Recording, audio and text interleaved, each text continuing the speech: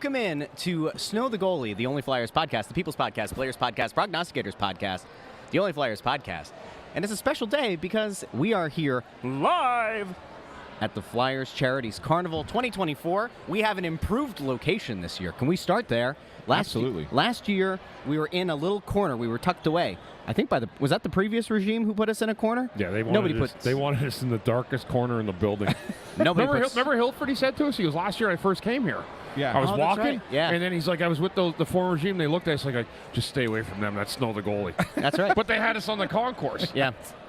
It makes sense if you don't think about it. Yeah, right up today. How insane is that? It's crazy. It's It's definitely up there. But we are right outside of sections 101, 102 if you're coming down to the Flyers Carnival, right by the premium entrance and the executive entrance on the Broad Street side of the building. Fans they just opened the doors. As you can see, a lot of fans behind us going upstairs for their go to the signing locations for different players. People are walking in with things to get signed. You can see a guy going up the escalator with a stick. Yep. There's guys standing in front of us with two giant pieces of artwork. Yes. To get autographed. They're both connecting. Are they both They're both connecting, yeah. Okay. They're cool, though. They're very cool paintings. Yeah. Do we need like a little cord around that camera? Because someone's going to walk right into that. Someone's going to run into our tripod there and knock our camera over. Listen, if these it two happens, chuckleheads right here look like they're the first candidates to do it, too. Right. Well, Yeah. They don't even realize we're talking about it's it. possible. They don't even realize we're talking It's about entirely it. possible. It's a beautiful thing. But It's a anyway, beautiful thing. we're down here for the By the way, Russ, What? here's the other thing. And Bundy was suggesting the odds are probably greater than we ever thought. What's that? The odds that people realize going up this escalator that they're on camera on a live stream and do something ridiculous into the camera. You know what? And if they do, we do not condone any of the inappropriate gestures that you may see. I know for sure in the Now, I'm going to tell you guys a story. Okay. I'm going to start it off with a story. At the Eagles games, right? Yeah. They have, Anthony, coming from the club area, which is where my seats are, they have the longest escalator going down. It's probably, might be 40 yards. Okay. It's long. Yeah. And it's a mass exit one, and it's this beautiful silver thing. And when I used to have partake in, adult beverages at Eagles games many, many moons ago. More than 13 years ago, as you noted at last night's show. I've had the tickets since the building opened. Yeah. Okay, so been the best time with my kids, but sometimes I didn't go with my kids. I would slide down in front of all the fans, down that thing, and fly right off the end into like a group of arms. And I get like the Bundy chant and stuff. But here's the best. If you go there now, right? Yeah. On the metal thing going down, they have these metal squares that are about this high. So that nobody could do that anymore. I actually created that. I was the creator That of was, the metal. the Bundy stoppers. It's unbelievable. So it really ticked me off because I love doing that after a big win. That's fantastic. And you would fly like right off the end. Like you would go and you'd go like a good 8 feet right off the end of that thing. That's fantastic. That's so, great. Anyway, we're going to see it here, but I was thinking, like, do we see like a moon? Because I could just see someone just putting a moon right there going right up. As long as it's only a half moon, right? I didn't get enough sleep to be able to answer some of these questions. You and I'd be the full moon, Ant. Welcome to the carnival. That's right. Listen, there's a lot of fun stuff to do down here. It was last year is the first time that we did a show from the carnival in the it's 5 years now, 6 years that we've done the show. It's almost 6. The end of this month will be 6 years. Yeah. Wow. Yeah. Wow. I know. But last year was the first time that we did it, and it was a lot of fun. But again, things were very different last year. And you guys know how I am about kind of recapping and kind of going back over how things were and how they are now. But we were tucked away in that corner. We had a teeny tiny little ring light that it was like this big. To try to light it, we had a 2-camera setup that was it was an iPhone. It was an iPhone, yeah. And then I think did we set up multiple laptops to do the video because we didn't have an actual camera. And now here we are. We have a wired connection. Thanks, sweet baby Jesus. That's great. We have good internet this year, and we have a nice camera. And we have better equipment. Yep. We're moving up in the world. Absolutely. And it's really fun to be down here because what you see is the thing that any team really needs to do, which is build the next generation of Flyers fans. And while there are tons of adults here, what you see a lot of are kids. And you see families that are proud to bring their kids down and spend the day down here, and it's hours and hours of fun, getting to meet players, getting to play games with some of the players on the team. Bundy, how many charity or carnivals did they do when you were playing? 95 would have been my first one. So, Okay. I've probably been, for the years I broadcasted and as a player, I bet you Almost I've been 30, to probably 25 of them, Okay. 26, because I was out a little bit. But it's a lot. But every year, I will say this. It amazes me to see the collection of fans come in here and unite around just a great day of giving. It's the Flyers Charities, the former Flyers Wives Carnival, had done so much good for the fans of the city, but also just for charity in general and the spirit of giving. Yeah. And that's what we'll continue to see here. It's like a Flyer party too in a lot of ways. Yeah. And I like that you said it, Russ. It was not just a carnival to come and get autographs, but it is a way to kind of show new fans and younger fans what to look forward to and who to root for into the future. Well, I think it's a win-win, right? I mean, in a lot of ways. And I put a tweet out about this morning. But take for example, we did our little event last night, and we had some real hardcore Flyers fans and Snow the Goalie fans come out and join us out at La Cecilia, and we had a great night, right? And so you have that fan base that has really never gone away. Yep. Those are your people who, through the thick and through the thin, and there was a lot of thin, they were there, right? So we know that those people exist. But a carnival like today, this is the opportunity to grow that, to get more people like that who are going to be with the team through thick and thin. And you do that by having so much availability. Look, every sports team in North America does some kind of charity event where the players have to participate and everything else. I'm not sure, Bundy, that there's another one quite like the Flyers Carnival, because you're raising a ton of money for charity, which is an awesome thing, but you are really building that relationship with your fan base. And there are so many kids that come to this one. And they get to do things with their players. They play video games with the players. They added a mini golf thing today. I was looking up on the screen. They got mini golf. I don't know where it's at. Settle down, Russ. I love a little bit of you putt-putt. hear some word mini golf and all of a sudden Section 222. It's my size. Yeah, you know? mini golf. It's like fun size. Yeah, they have this is a great little board that they have here in the foyer here. That just is a ever-changing digital board that puts the schedule up and where every player's schedule, where they're going to be, what times. So like when you come walking in, you can just say, okay, who do I want to see, and where can I find them? And boom, you get it, and it's awesome. It's just really, really cool. Look at Brad Marsh's outfit here. Look at Marshy. Holy wearing his good shorts. Lord. Got his business socks halfway up there with the pair of sneakers Look at those gams. Look at that. He's cracking out the calves. Hello. That's a look. Hola, That's senor. a look, Marshy. Looks like Gargamel.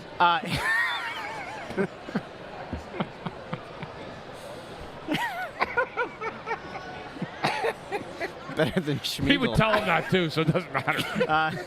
Wow. You got to see this outfit. I mean, Brad is carnival ready. Brad, come on over here. Come and say hello. Brad Marsh. Listen, while you're here, come on, just say hello. Really Andrew, quick. give him your chair. Here. Give him your chair. We got to give you a chair. Here. Give him your chair. Just say hi to us quick. Look at Brad Marsh. Brad Marsh is here. This is the president of the Flyers alumni and a huge contributor to charities. Brad, how big is this day for you, buddy? This is a monster day for all Flyers. There you go. Now you can sit down, so you don't have to bend over. There's a chair. Yeah, well, you know what? I was talking to somebody earlier, and how the carnival has come a long way since when we used to attend it as actual players. Now we're just old alumni, and I was my first carnival experience actually was with the Atlanta Flames. They had a carnival in '78 and '79. It was modeled after the Flyers Carnival. They were the first to do it, and they're a lot of fun. And get to meet the fans, say hello to the fans, sign some autographs, and all that. So, yeah, it's cool. It's pretty cool because we were just looking at the board and how far this has really come over the years, right? You can now announce and let everybody know where they are instead of a sheet of paper. But this is really beyond just the carnival. We were just talking about it, Brad. This is like a Philadelphia Flyers celebration day too, showing off the newcomers, fans of the future, a family day in a lot of ways as well. Exactly, and it is now a Philadelphia tradition. Everybody knows about the Flyers Carnival, and everyone knows that It has been a staple of the Flyers organization since 1976. 7, I think. 7? Well, A long time ago. yeah, something What's like a year? that. Time ago. Not a big deal. Yeah. And what I find amazing is when you talk to an older gentleman or older Flyer fan. Yeah. And, oh, I remember going to the carnival as a kid, or I got your autograph. Yeah. I was actually just talking to Patrick Reeder, who is one of our Warriors goaltenders. And he's actually in the goalie shot on goal today. And he was telling me he came here as a kid, and he still has his certificate when he scored on Phil Muir.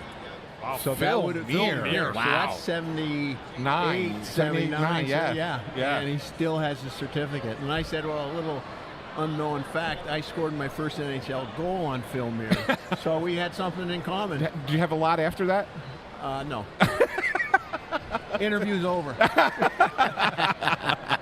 No, but Brad, and one of the things I was saying is that what makes this unique, and you talked about the Atlanta Flames copying it, right? But I mean, you've been around a long time. Do you see anything quite like this in anywhere else in pro sports? Like to this level and to this Every team detail. has something. Right, they have something. But I don't think there is an event such as this where there's the fan interaction. Right. Where you can actually reach out and touch the player, get their picture with your favorite player and so on. I like that's kind of gone in professional sports now, unfortunately, but it's just the nature of the times that Right. we're in. Yes. And through no fault of anyone's, that's the way it is. And so this is one of the few events where you can actually reach out and touch a current professional hockey player. And it's great because you have so many cool little things for these kids to do. Like whether it's playing a video game with a player or playing mini golf or whatever you're doing, like just stupid little games, but you get to rub noses with your favorite athletes while you're able to do something like that.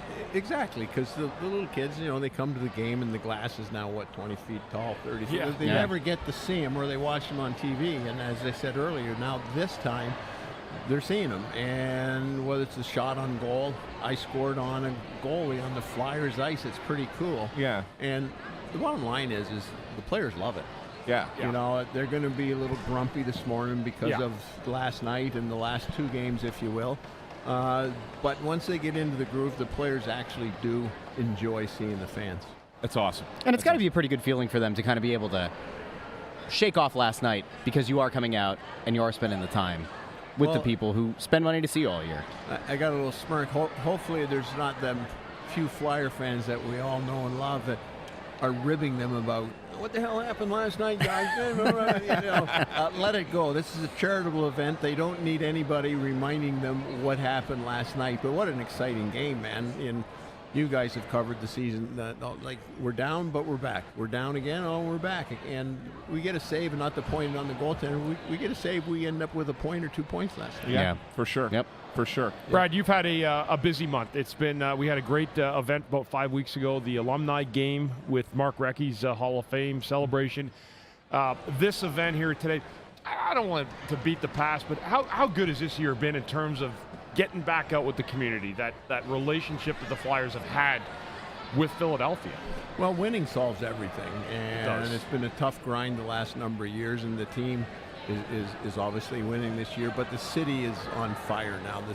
Everyone's talking about the Flyers for all the right reasons right now, and it's all positive. Everyone can't wait to the next game, regardless of what this game, the most recent home game was. They can't wait to come to the next game, and they're going to come to the next game because they like what they see, they like what they read, they like what they hear. And so the future bodes well. And so from a charitable standpoint or a community standpoint, it makes all our jobs a little easier because everybody's smiling and happy. And so when they come to anything to do with the Flyers, you right away or all of a sudden everyone's in good spirits and they're enthused about what they see and what they hear. Absolutely. Absolutely. Well, Brad, listen, we appreciate you stopping by, giving us a couple minutes. Glad we could pull you right off the concourse. There we go. We were texting. Go have fun out there. We were adoring your look. We wanted to tell you that. Brad is ready. Let me explain this. He's got beautiful Lululemon dress socks with sneakers, black shorts, and the black alumni golf shirt. That's carnival ready That's there, right. buddy. That's right. You won't see me in pants until next winter. Him and super fan Eric. That's right. That's awesome. Don't compare me to that guy. Unless I got a meeting, then I'll put the appropriate wear on. Comfort. That's right. It's the way it should be, my friend. Brad, have a great day, buddy. Thanks, Thank Brad. you, man. Thanks, Brad. Thank you much. All Brad right, Marsh. there he is. How's that? That's a lot of fun. You know, this is the. Thanks, Brad. So I want to get to a couple of things in the comments because I think it's important that we answer a few questions that people have been asking because they're very valid questions. Okay. Yeah. And there were two that were like back to back. Kevin Burns asks, why isn't the carnival televised?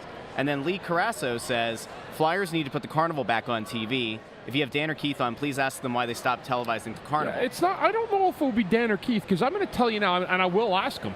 I would think Jonesy and Dan would be a fan of that. Yes. Yeah. And so I'm thinking it's probably my clown friends over there at the same station Yeah. and that just don't want anything to do with it. It's also insane because it's such a minimal lift in terms of like being able to produce it. It The joins studio- the community, the fan base. The studio's here, They're right? here. They're All in of the their building. equipment is here. Everything is here. Everything is There here. are hard cams set up. All you have to do legitimately is shoot the camera at the floor and then have one or two remote cameras on the second level and on the concourse and a couple of talent with a microphone. They used to do it all the time. So we'd have the group, like we'd get back from the game. Even when I did TV, we'd come in, the producer, Brian Cooper, would still produce this. And it would just be like a regular game. It was always about an hour and a half. Yeah. But you didn't need any more than that. Yeah. Because what happens is you're flipping your TV. People are looking for sports on Sunday morning, right? Yeah.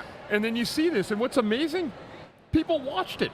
Yeah. Well, yeah, because you get, Well, remember there was the Nolan Patrick thing. Remember the Nolan Patrick quote from? I guess it was like 5 or 6 years ago. Yeah, that where, was. where he was talking about like trying to get back or whatever it was, and it kind of went viral because it was the only time that people had really heard from the guy. And that's like the kind of thing that you're missing out on here. Well, you're missing out. It's so easy too because all you have to do is set up in one of the club boxes or suites or whatever, and you get table like they gave us here, right? With just set up with a couple microphones, and you bring a few guests on, and you get to talk to players and coaches. It's accessibility that fans love. It's easy. 100%. The new Flyers producer, by the way, though, he's a diehard Penguins fan. What? The head producer for Flyers hockey is an absolute psychopath Penguins fan. Really? Yeah, like I'm talking like almost to a point of an insanity. Yeah.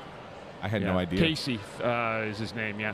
He was a Penguins fan, and his job during the pandemic was making sure you had your mask on properly. Are you saying that he's trying to take the Flyers down from within on the it's not TV that. station? But it is funny, though. But if this were a Penguins thing, I guarantee you there'd be a... They'd have 4K. They'd have 4K cameras. The TV be on for 8 hours today. They'd have been showing the setup and everything. Yeah, 100%. Absolutely. So anyway, you know what? So it looks like the paintings that got brought in, they weren't somebody trying to get them signed. Oh. They're paintings that are. that's really cool. They're paintings that I guess you can buy raffle tickets So for. it's an art gallery right in front of us. Yes. And it's $20, I think, to win artwork. to buy. So you buy a raffle ticket for $20. Yeah. And they have all different artworks. They have like a Flyers logo over there. There's a couple gritty ones over here. There's an alumni one. I think all 4 of the player pictures are autographed. Yeah. There's another one over there where they're. The one over there with the art cartoon. museum. Do you see the cartoon? Yeah. Is So that they're all signed. They're That's all neat. they're all little Flyer players.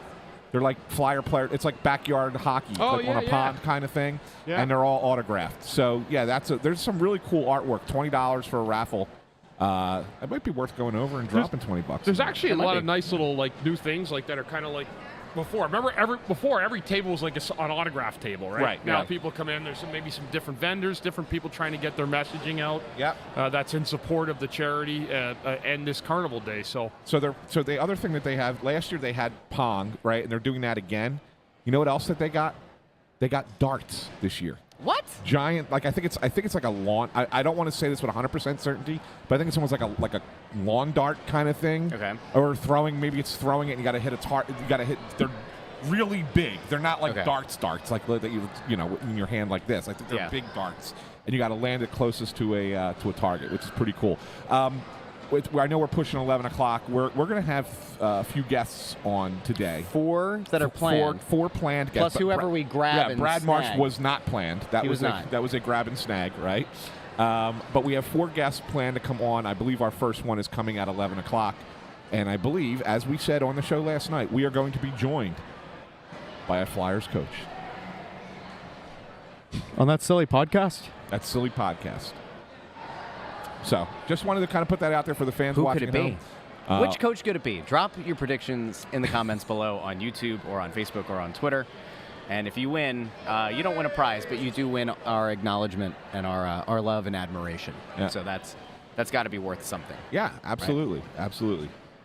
Or if it's not John Tortorella and it's another coach, we're going to have a little fun with it, right? Absolutely. Absolutely. No question. No doubt about it. I think I just want to double check. So, Bundy, I want to go back to your playing days and how it related to the carnival. Was 11-10. There are a lot of times, where I think as a player you're asked to do certain appearances and maybe you roll your eyes a little bit, maybe not. I don't know. Sometimes you just might feel a little bit inconvenient, but I would think that when you have something like this, it's like a totally other level. Like, does it kind of allow you to have a mental reset? Does it feel better to connect to fans on a personal level instead of just, the only experience really being when you're on the ice? Yeah, because you really don't have that. I mean, you can see the fans when you come out the tunnel, but really, you're isolated from a lot of it. You can come in a tunnel, you go in the locker room, you're hidden off from everybody, and the really way you're only exposed now is when you get on the ice where the fans can see you. It was way worse a long time ago, because now you go back on Twitter and there's, you can see guys, NIL and all that other stuff that comes along with it. So, and again, but it's just different. The carnival was great when I played when we won the day before. It always was. It just set the tone. And, last night was, I don't know, it was a loss, but it was. I hate those games where everyone's like, "Oh man, it sure felt." No, it's still a loss. Yeah. And I think Torts said it best after the game. He's like, "We got to be careful that there's no moral victories at this point." No, there's not. Right? Especially with a playoff point, because of the playoff push. Well, yeah. Like if you were a team that was out of it and you played a game like that last night, you could take a moral victory. Yes. Yeah. Right? Like But San Jose last week, I rode down the elevator with their guys after broadcasters. They told me that team played awesome. They were so happy they lost 3-2. It's like, yes, we lost 3-2. right? But that's what happens when you dip into the losing department, right? It becomes satisfactory to you. So, yeah, again, like I listened to Flyers radio come back, and Fridge last night was really excited. He got me fired up with a minute and a half, and it was over and done. Yeah. And it was still a loss. And so I agree with Torts on that. Yeah, there's no moral victory, and you got to let stuff go quick and regroup. And you know what? Actually, gives us a chance to talk a little bit about it. No. Come here. If you want to take a picture, you want to take a picture with Bundy? You got to come stand over here next to Bundy. Have her take a picture with you, and we'll get a photo with all of us together. No, we don't matter. He wants a picture with Bundy. He's going to get it with all of us. Oh my God. There we go. Oh See, this is how you do it. Got it? This makes for good. This makes for good video and good podcasting. Stealth photograph over there. Just a little stealth, little photo, right? You're gonna try. I know what you're gonna do. You're gonna kind of lay down on the escalator and smile as you walk by. No, absolutely. That's what we're here for. You get the good picture. But now you have to scan the QR code and subscribe to the show. Like that's you already are. Yeah. See, there we go. There you go. That's The why I only was Flyers taking a podcast. picture. That's That's how why I'm it actually works. wondering how many Flyers fans are not listeners now. Thanks, guys. It's a good point. I don't know. I go everywhere. It's a big listener base. It is, and all people walk up like, "Hey, Bundy, just love the show, love you guys." I'm like, "Oh, thanks a lot, man." So I think there's more people listening than we know, and I think it gives them a really good, honest outlet, which is fun. Yeah. Speaking of last night, guys, I know we said we didn't really get it because it was we were handing out the gifts last night, right? Like doing the raffle, and 4 minutes in, it was 5-2 or whatever it was. It was a disaster. We didn't even see it. We missed all 3 goals, and the fans were giving it all 3, and then we left it. And the Flyers, I mean, it was a valiant effort comeback. They don't give up. They haven't given up all year. Yeah. And it was funny because Russ made a joke about Delorier scoring, and he started the rally in the 3rd period. He scored that first goal. He did. They put him out with Couturier. That's how it got started. And then Morgan Frost's goal was, what a pretty play. All around. The pass, the shot, I mean, just a real pretty play. And that makes it 5-4, and you're thinking, they're gonna tie this game. It sure felt like it. Because Boston, they do this, right? 15 overtime losses. They go to overtime a lot. The Flyers are going to tie this. And then that 6th goal, man, how bad was that 6th goal? Oh, just awful. You can't give that up. Yeah, you can't give it up. Can't give up that goal. No, awful. That was the game right Can't there. happen. That was the game right there. But you know what? So. And I said this last night, but that is now 2 out of 3 of the last weekends where your backup goalie has been in, where maybe you say, is it a moment that Ersson should have been in, because especially if every point matters.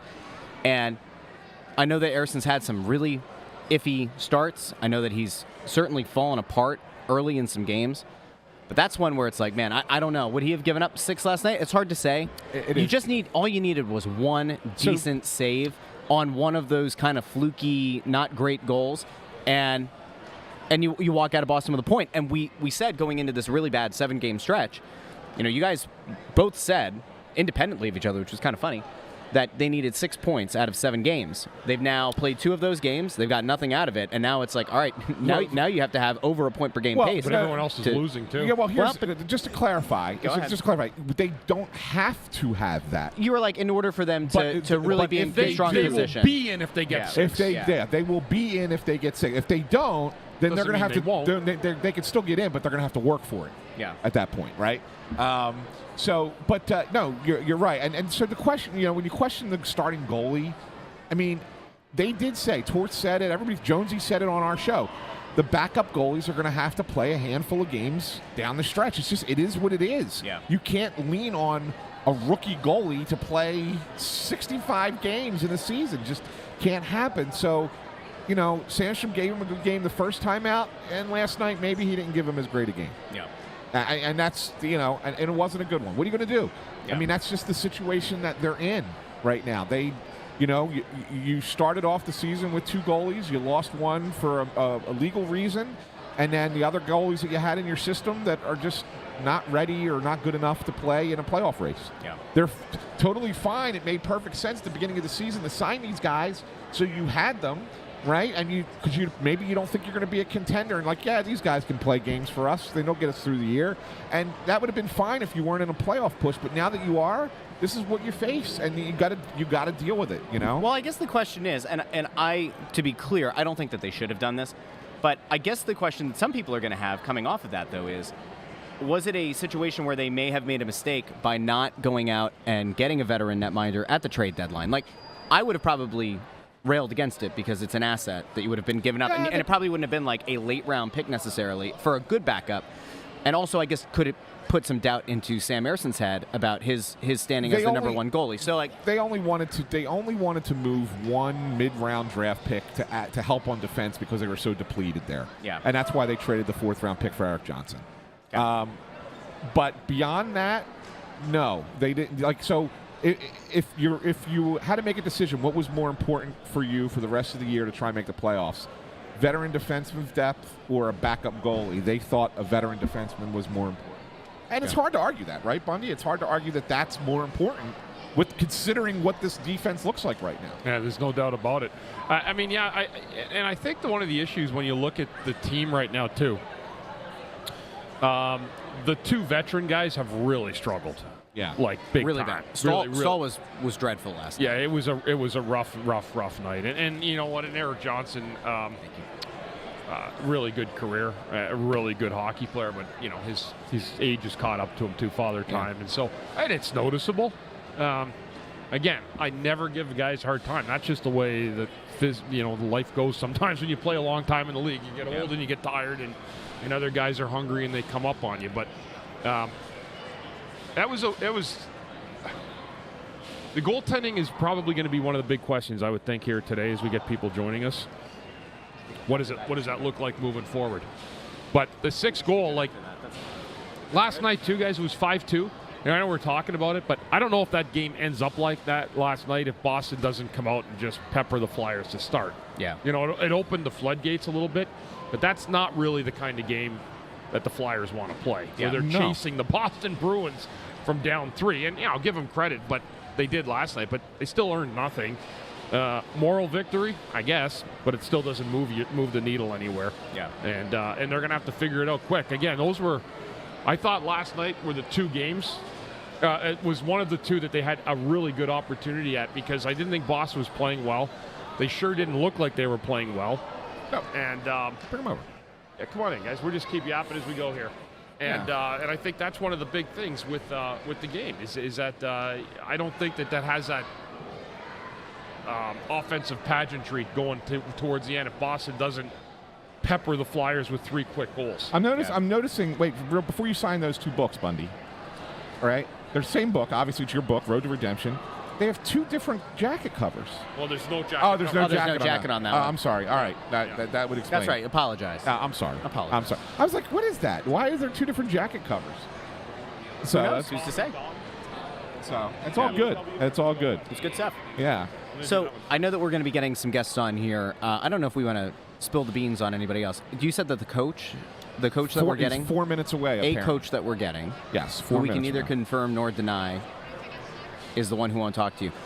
There was a person on YouTube last night, R Hextall 87, pitched a really great idea, and I think it's one that we should 100% go with, which is Ant going to the puppy stand.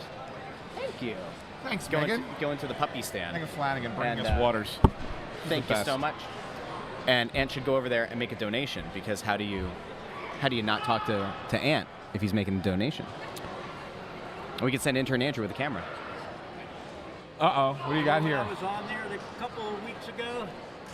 Oh my gosh, it's Konechny. Oh, that's right. Konechny. Told you I'm not related. Not related. It's the Konechny guy. His Wait, last hold on. name's Come Konechny. around. Come around. Come real over quick. here. Come real quick. You got a minute Okay. before we have a guest. All right. You don't want me on the air, do you? Just for a second. All right. So Welcome to Snow the Goalie. now we did not promise that a Konechny would be on this show, but we got a Konechny for the show. And I love the fact that you're wearing his jersey, too. Well, what else am I going to wear, right? That's true. So just to be clear, a week or 2 ago, we were up doing Press Roadshow, and I think you were on Facebook. Right. And you commented, and your name is Rich Konechny. Rich Konechny, and you were kind of saying that Konechny deserves a good contract. Sure. And we were like, oh my God, I was thinking, is this is this a relative? Like Konechny's uncle? Is this Konechny's dad? Like, who's this guy? And you said that you are not related. Nope. Are you sure? I'm positive. Well, I don't know. That's not a common name, Konechny. That's what I'm thinking. He's Rich Konechny. The Right. other guy's going to be more Rich Konechny. Ah, there you go. That's a good one, yeah. I'm not in that league, I'll tell you that. No.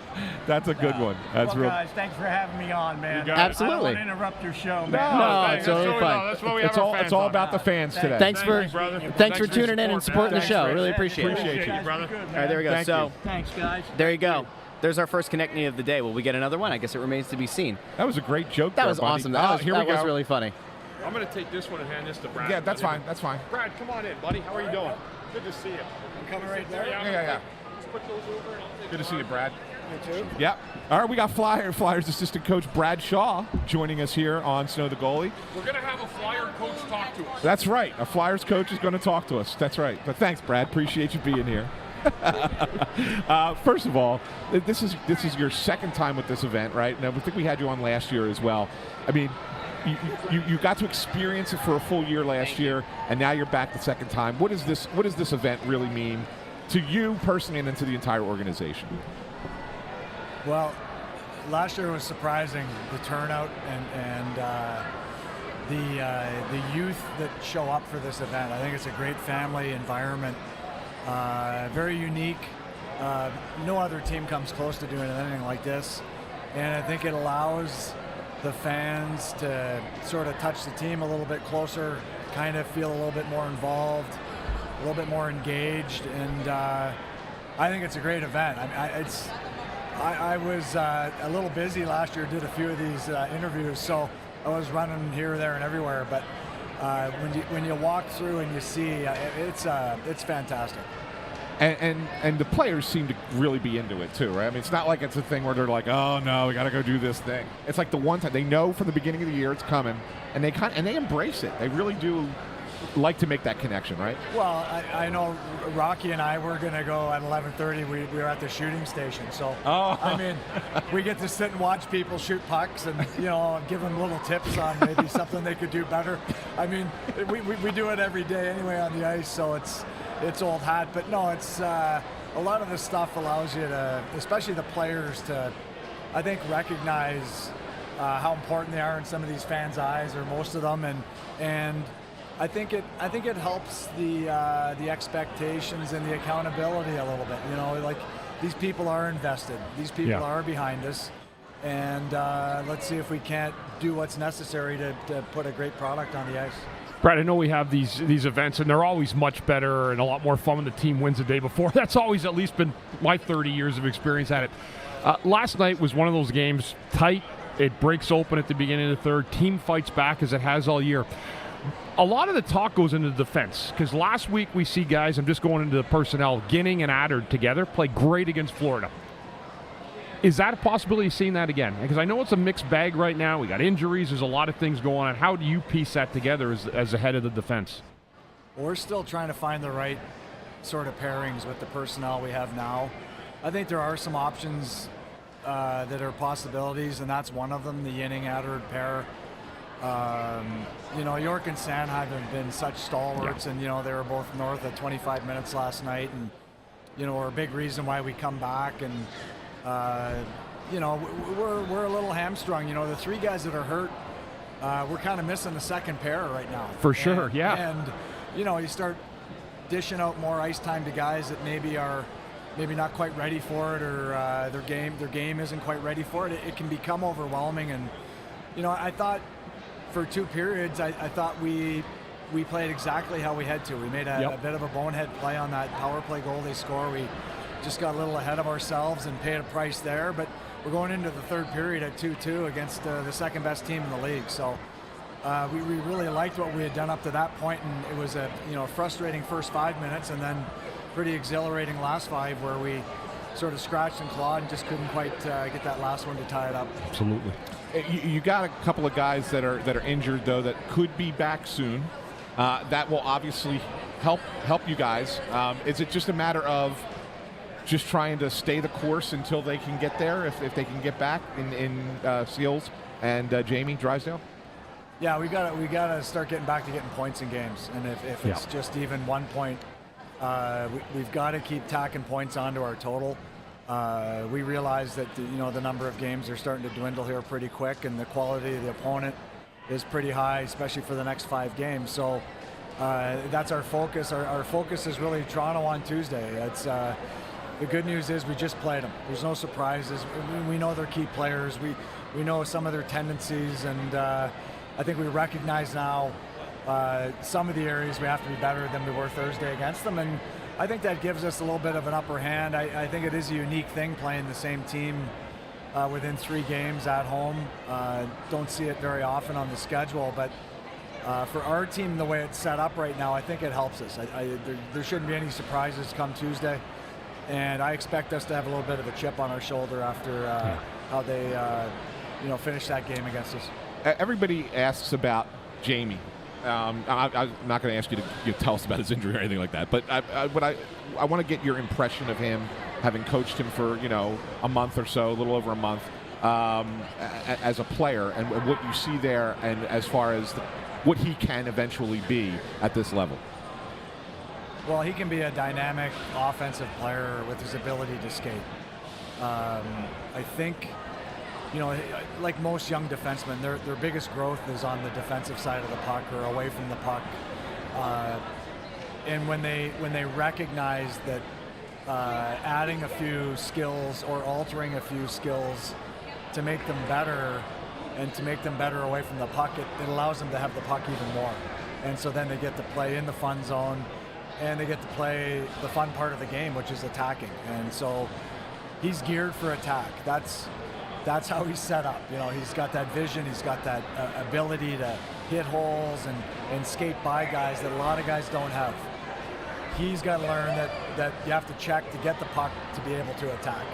And yes, that's a 5-man sort of assignment, but I think his piece within that 5-man unit can get exponentially better, and I think that makes him an even way more valuable player, especially on the offensive side of the game.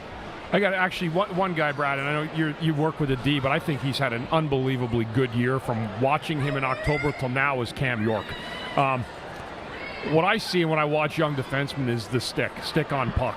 And do you think he might do it better than anyone on the team right now? It's unbelievable, uncanny, because And I'm always, you go back to, and I played with Desjardins, and he used to tell me all the time, stick on puck, stick on puck, stick on puck. It's so disrupting, and it relieves you having to pound a guy through the boards, is what the old adage was.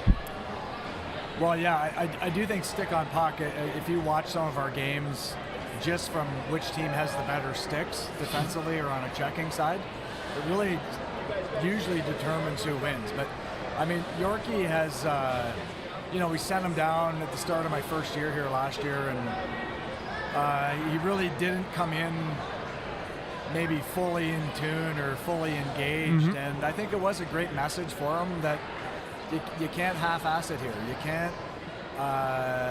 This league is too good. It's going to chew you up and spit you out. And if you're not careful, that's the only kick at the cat you get. And so,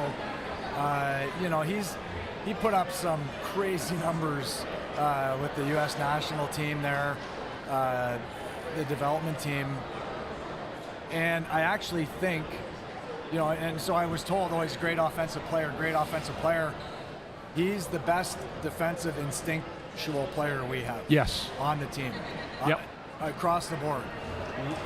Where he puts his stick, where he puts his body, where his gap is, what he says, is almost always right on time and right on cue. And for a guy his age, that's an exceptional thing. Like, if he was 6'4" and 225, you might have the best defenseman in the league. And as it is, he's going to be a really good component to a really good team here when we get to where we want to get to as an organization. Yeah, good stuff. Last question I have for you, Brad, because I know you got to bounce out to 600 other interviews today. You've had an opportunity to kind of, in back in camp, like work with some of the younger guys. Who do you are excited about for the future of this team? When you look down the line, when you look at guys like Emil Andre, and you look at a guy like maybe even Oliver Bonk, like what do you see from these guys, and what should fans be excited about for them? Well, I think both of those guys in particular have the offensive side of the game that allows you, if you can get that up and down in your sixth defenseman, have that element, I think it really makes you a tough team to play against. Bonke's really stepped out. I wouldn't say he gave any indication in training camp that he would be putting up the points that he's putting up, but right. Guys take these strides, and it's amazing what they can do in one season of hockey. And his confidence level must be sky high. I've been able to watch a few of his shifts, either live on NHL Network. I watched a bit of a game there, and he's a very different guy than what he was down here. Here he was protective. Here he was a little bit unsure. There he just looks like he knows he's the man, and get me the puck, and I'm going to make the right play. And usually when you can do it at that level, there is the spark and the process is the same. It's just a lot harder to do it at this level. But to be able to put up those kind of points as a defenseman is incredible. And so really, really excited to see him come to camp next year and what he looks like in the midst of all of these players at this level. Emil Andre is another guy that great skater, really good offensive instincts. I told him early on, I said, hey, you're going to get killed. He's such a competitive guy. He wanted to brace and absorb every contact. I said, you're not big enough. The elbows are right at your head height. And so if you want to sit in there, I just don't like the odds that you're playing with here. So, no, we've got some guys that are, really bright lights on the horizon. You never really know how they progress, but both of those guys, I'm really excited to see them next training camp and see what steps they've made, and not just during the season, but in their preparation in training camp, kind of knowing what it's all about now, and then go in there and now make a much bigger and better impression. Well, Brad, we want to thank you for being here. I hope we didn't put you in Torts' doghouse that you came on the silly podcast. It was. Well, I bet Ant's feeling pretty good, though. There's a Flyers coach that answered his question. So we actually got a picture of it, too. I needed to have the proof, Brad. Yeah. Keep it on the down low. Thanks, buddy. Yeah, appreciate you, man. Thank you very much. Brad Shaw, Flyers assistant coach. Really good stuff. There's some good stuff. That was great. That was great. It is uncanny. Like, it is uncanny how much he looks like Jonesy, right? I Like, know. I'm not crazy, right? Like he we looks gotta like ask, we got to ask Jonesy that when he comes on. he legit. There were people who were taking pictures of him while he was here, and I would bet you if we asked 10 people who tried to take a picture, that 8 of them would have said, "Oh, it's Jonesy." Seriously, the resemblance is uncanny. It's crazy. It's incredible. absolutely crazy. Got Bundy over here signing. I love signing this some guy. books. I love that the guy's got a Johnstown Chiefs or Charleston Chiefs. This is actually one of the Hanson brothers. It's awesome. It's awesome. Look at that. Look at this cat. I love him. Love it. That's awesome. By the way, did you see while Brad was on Welcome to that the show. Gritty was going up the escalator behind us? I did not. Did he like do the belly thing at us? Yeah, or well, no? he was. So these girls were out here yelling, "Gritty, Gritty, Gritty!" Oh, that's what they were yelling about. Yeah, I just and- heard them And he was shrieking. and he was like posing, and I'm looking at the screen, and it's Gritty going up the escalator as Brad's talking right in the middle of the thing, which I is know, pretty I saw hysterical. I saw Gritty. He's all like St. Patty'd out. Yeah, a little bit. he's dressed does he? like Does he have the? He- did he borrow intern Andrew's costume? I was going to suggest. Got another fan here. I would suggest. We got a couple of beauties here. This is a book, too. If anybody ever wanted to get this, you can see it's called Road to Redemption. It's my story about my journey to recovery, but some life stories, and also a lot of great hockey stories. Yeah, And I'm absolutely. actually going to start selling maybe a bunch of them. I'm going to put another order in. It's Awesome. There you go. Yeah. Awesome. Good Thank stuff. you so much. Dude, keep it rolling, brother. Really proud of you. Thank you for Yes. sharing that with me. Thank you very much. Thank you, too, Kate. Real nice meeting you. There you Yes. go. Awesome. That's great stuff. Love that. Otto passed away this year. He was Tim McCracken. He did, yeah. Yeah. Dr. Hook McCracken. I want to have Dave Schultz hold this up. and take a Probably picture find him, yeah. because Dave was actually who he. Right. That's who we mimicked. Dave and Bobby Schwartz. Yes. Yeah. Exactly. Yeah. Good Thank stuff. you so much, brother. For your time, guys. Thank you. Have a great day. Absolutely. Thank you. That's what it's all about. We're out here having a blast. God bless, man. With the people. This is what I love. Like, people remember, just we're jump on with us. Like, there's Yeah. nothing formal here. Well, remember, we're the People's Podcast. We are the people's podcast. Yeah, I mean, that's, Absolutely. because when you go out, like, there's nothing formal. That's what I love. Like, it's Yeah. just, hey, come on out. We're having a gathering, and we'd love you to be a part of it. You know what's interesting talking to Brad Shaw? And you're going to actually find this kind of interesting. But before I went on after college, I was an offensive player. Okay. Tons of points. And when I got here, I realized probably after 30 games, I'm like, I'm not going to be getting a point every, 2 games. Okay. And you have to evolve your game. It was what he was saying about York. He had a massive amount of points on those type of teams. And I don't think that's going to translate to what he does here. But what he has done, and he's done an unbelievable job refining his defensive game. Cam York has. And that's so important to have a young guy like that that's good at it. He reminds me a lot of a Desjardins, more so than like a Duncan Keith. Yeah. And that's a really good thing. Very calm and cool. Yeah, You're not going to see him run anybody through the boards, but He's been impressive. he has. He He's really been impressive. By the way, Allison, since she says she wants Bundy's book, you can get it on Amazon. Yeah, and I'm actually going to do another sell. I think I'm going to get some more books. People have asked me, and I'd rather do it like that and personalize it. And as we do, the money goes to our sober living or anything to do with addiction. Bring the money beyond what we pay for them. So That's awesome. great. That's great great. stuff. So we're going to have Jonesy next. Jonesy will be joining us in about 5 So we're going to go minutes. from Jonesy to Jonesy. I know. I'm telling you, it's going to be the first question we ask Jonesy. what's that? Does anybody ever tell him and Brad Shaw look exactly alike? There's a they're real very similarity. similar, yeah, Real there is, similarity. yeah. The hair. It's right. Facial It's structures. the same little kind similar. of, the salt and pepper a little bit coming in, the glasses. You got to very make sure you similar tell them more pepper than personality. salt, though. Yeah. Yeah. Yeah, it's and there were people who were taking pictures. Russ said that they were convinced that That it was Jonesy. Half of them thought that it was Jonesy. We got kids waving. Kids waving. Hello, children. Absolutely. Oh, it's one of our coworkers. Oh, there you go. It's one of my coworkers. There you That's go. good. There you go. Okay. That's good stuff. I was wondering. I'm like, there's just kids waving at the table. Yeah. There we go. I want to know if I'm going to be reading any children's books here today. No, not here today. I don't think today. No. Go the bleep to sleep ain't happening. Look at this retro jersey. Sizzle. See this one, Bundy?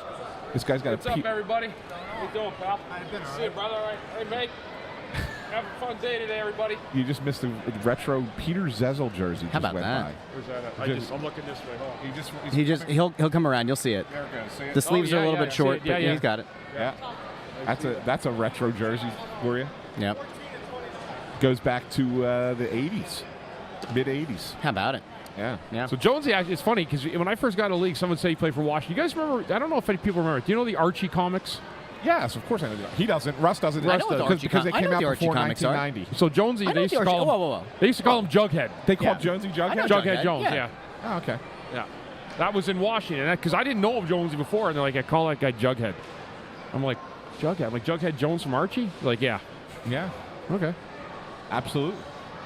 By the way, did you ever see the movie Youngblood? Best trivia No, ever. I haven't seen Youngblood. I did see the text of you volunteering me for 1:30 at the dunk tank, though. Anthony, did. I actually stumped you with who was in Youngblood, didn't I?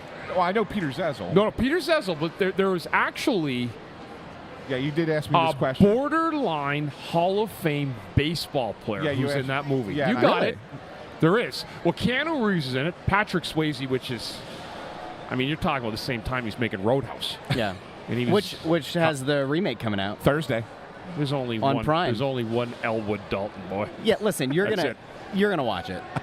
Yes, I'm gonna watch it, Yeah. but there's still only one Elwood Dalton. What if it's better though? It won't be. But what if it is? It won't Will you admit it? There's If- never a movie I if- ever walked out of. I was at Northwood, 1989. I never walked out of there feeling so tough in my whole life.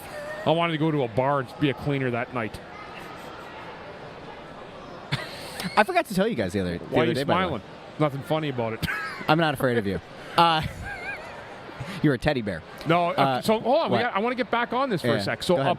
there's a baseball borderline- player, a Hall of Famer in his career Okay. that easily could have been, that could be in the Hall of Fame, and he is in Youngblood as a main part.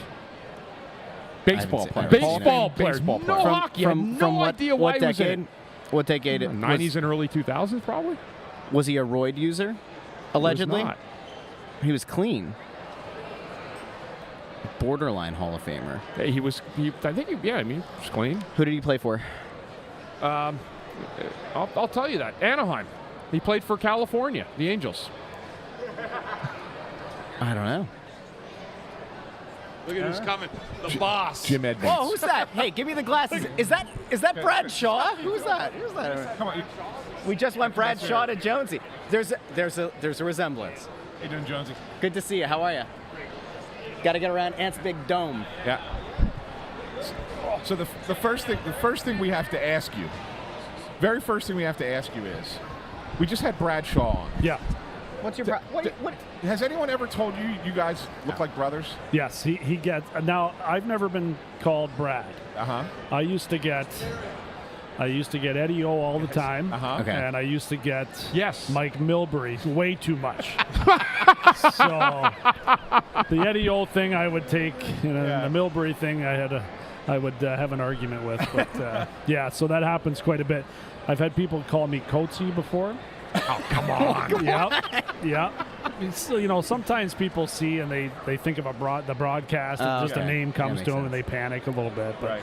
but Eddie O more often. But Shazzy's telling me a lot because we both wear the glasses and There have a were people similar here look. taking pictures Yeah. when he was on, and Russ is like, I guarantee you they all think it's Jonesy. Yep. Most 100%. popular assistant coach in the history of the game. Jonesy, we've been doing this a long time, buddy. Carnival's been Yep. is very much part of the fabric of this organization. Yeah. And thank you for doing it as long as you have. That's really great. Yeah, well, we all Awesome. have, and Yeah. I think we see it every year we come back. People volunteer and coming out, giving their time. How impressive was that when you come in here, get traded, and then you see this spectacle Yeah, every year? it's How a- meaningful is it? it- Now you're at the top yeah. of the chain. It's totally, you look at it in different ways, right? Yeah, it's a great question because it is good to reflect on what it was like when you first came for the first time because I'd never seen anything like it. I was in Washington with the Capitals. We didn't have anything like this.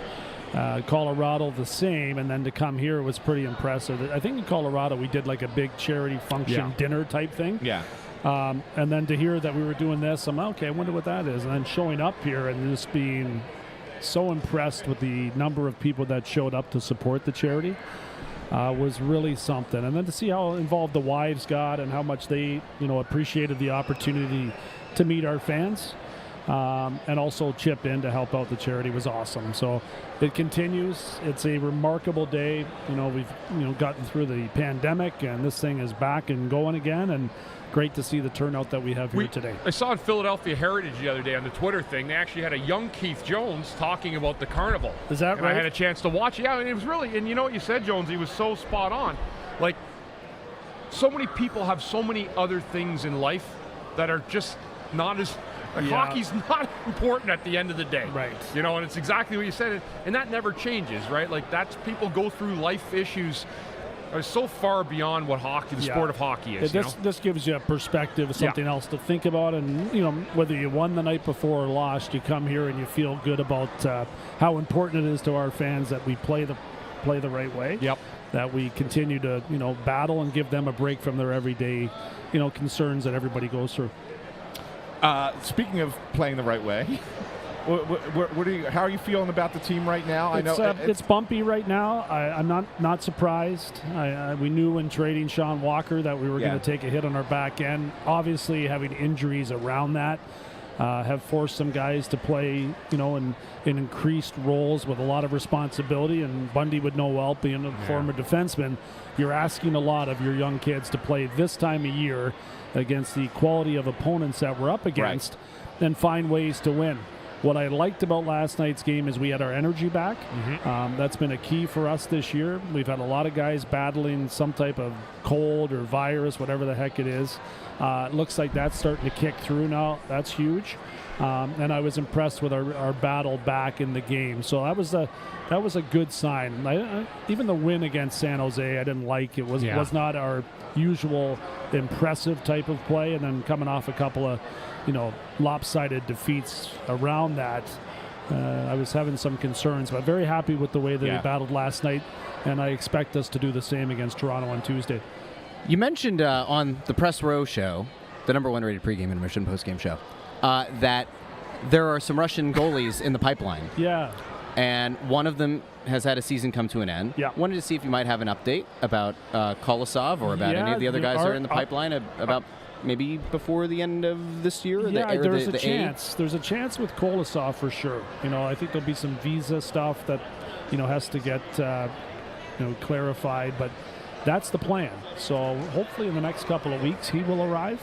I suspect that the plan is to send him down to the American Hockey League, but get him started. It'll be just awesome to have him now in the mix. He's coming off 3 or 4 seasons in the KHL, which is pretty impressive for somebody his age. So he's a very athletic goaltender. I've watched a lot of them. Not going to proclaim to be a goalie expert, but I like what I see, and I'm really looking forward to watching him up close. Is there somebody's game that he reminds you of?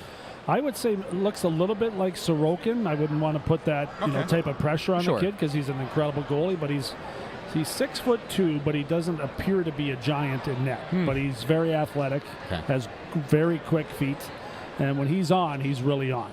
But he's still young, so there's going to be some growing pains there for sure. Jones, are you talking about? And you mentioned defense, and Brad Shaw was just on. He said we've essentially lost like our second pair of D. Yeah. Would it be the goaltending or the defensive deficiency? Just because you have aging players, young guys. What would be of more concern to you at this stage? Not worried about the goaltending. No, okay. As much as our blue line, and that's something that we, will get better with once some guys return from injury. So hopefully that's the case, and it's still going to be a couple weeks time before that happens. But we miss Nick Seeler for sure. Underrated in the way he defends and moves. He's a very good skater, and that's something we need because our game is about quick ups and scoring on the attack. And then defending on the penalty kill, especially with some really brave blocking of shots and killing plays, and that's something that Nick does extremely well. So Risto is much better at it than going back a couple of seasons ago. So we're hoping he gets back in the mix. And then, of course, we know that Jamie's got a lot of offensive upside that would be great to have back in there. So how are any of them close? Sealer would be the closest one. Yeah. The other guys would be a pleasant surprise, but everybody's working hard to try to do whatever they can to get back in there. I'm gonna ask you as a hockey guy, old buddies. Me and Anthony were saying when the seven game stretch started. Yeah. We both felt, without talking to each other, that 6 points out of these 7 games would, I think, get the Flyers and keep them in the playoffs. Yeah, Did you have a number on that, No, Jonesy? Nothing I talking didn't like that. because I want our guys to play in these type of games. Yeah. You know, these are playoff games for us, and we're looking for experience this year. We're not winning the Stanley Cup this year. I think we've been clear about that. It would be a wonderful story. It would. Yeah, but it's our guys are going to do everything they can to battle and get in the playoffs, but these are playoff-like games. You know, you look at a game last night, our younger core players are really starting to come to the forefront. Farabee gets a couple of goals. Frost had an outstanding game with an amazing goal, mixed in. Tippett produces 3 assists. Cam York continues to really impress. Really good. We were just talking with Brad about him, about how good he is. He's a player. It's like Desjardins. He reminds me of his stick in the zone. Yeah, it's interesting. You know, like it's going to be interesting to see where Yorkie ends up, but he's been really impressive. Zamula continues to grow. He's made exponential advances this year. So I'm pleased about the guys that are really starting to come to the forefront, and I think I think we're going to battle to the end. I'm positive of that, and every game we play right now is like a playoff game, and that's great for experience. Jonesy, you guys came in with a plan. This is the last one just for me. If they have one, feel free, guys. How much do the plans of what you see in September change through the course of the year? You have a plan, you're like, we're going to do this, this, and this. But it has to be an eye test on you to say, like, wow, that's just not how it's going to be, because there's guys here that have meant something to us. Yeah, it's funny. We probably hung on to a couple, to a player like Sean Walker closer to the deadline than we probably anticipated, just because he was so important to how we played. That trade may have happened a couple of months prior otherwise, but the fact that we were battling, we knew we had something, that we could pick up for him that would be something that we need, and that's a first-round pick in 2025. I think that, so in some situations, I do think that some things changed slightly during the season, but the number one goal was to get an extra first-round pick to give us 4 in the next couple of years. That's very important for where we're headed. Well, since we'd love to have you on for the rest of the day, but I know you got to go do like 10,000 other interviews. Just because we're the most interactive show, I want to. There was one question in from a fan. I want to see if we can get poll. This guy asks, when you guys drafted Oliver Bonk, he was known as a stay-at-home specialist. With what he's done this year, do you feel like he might have the potential of being a franchise-ish defenseman? Like, where's his I wouldn't put ceiling? that label on him, but he's been really impressive with what he's done offensively. I think he's 3rd in the OHL in scoring from defensemen, and he didn't start off, at a really high pace. So he has really been impressive. Dale Hunter, when I talked to him before we drafted Oliver, mentioned he had the best hand-eye coordination on the team. And that's a really valuable asset. Something Sean Walker was really good at, too, was knocking pucks down when teams tried to enter the offensive zone and then turning those chances into offense. Oliver's got that. So he's had a heck of a year. I really enjoy watching him play. He's an impressive young player. Well, Jonesy, thanks again for stopping by. Have a great day. Enjoy, guys. Have a great day. Have fun out there. Thanks for being here. Yep, thank you. Thank you, buddy. Keith Jones, president of the Philadelphia Flyers. As always. Always a great guy to have on the show. Always great, and always willing to come on the show. Joe, and willing thanks, to be buddy. candid, Thanks, Jonesy. One of the things that I've enjoyed this year, as we've been checking in with people like Jonesy who have come on the show a bunch, is just there has been a consistency in the message from start to finish. Yeah. And look, we all kind of went back and forth about rebuild, going for the playoffs. Jonesy said the same thing just now that he said in the beginning of the year. We're not winning the Stanley Cup. And I know that people kind of got really blinded by the playoff lights, and it'll probably still happen. There's a very good chance this team makes the playoffs. But, again, level setting with the fan base again. That if you get in, it's great, and you're getting these guys, you want to get these guys playoff reps, and he said these games feel like playoff games to them, and they have to have that kind of intensity.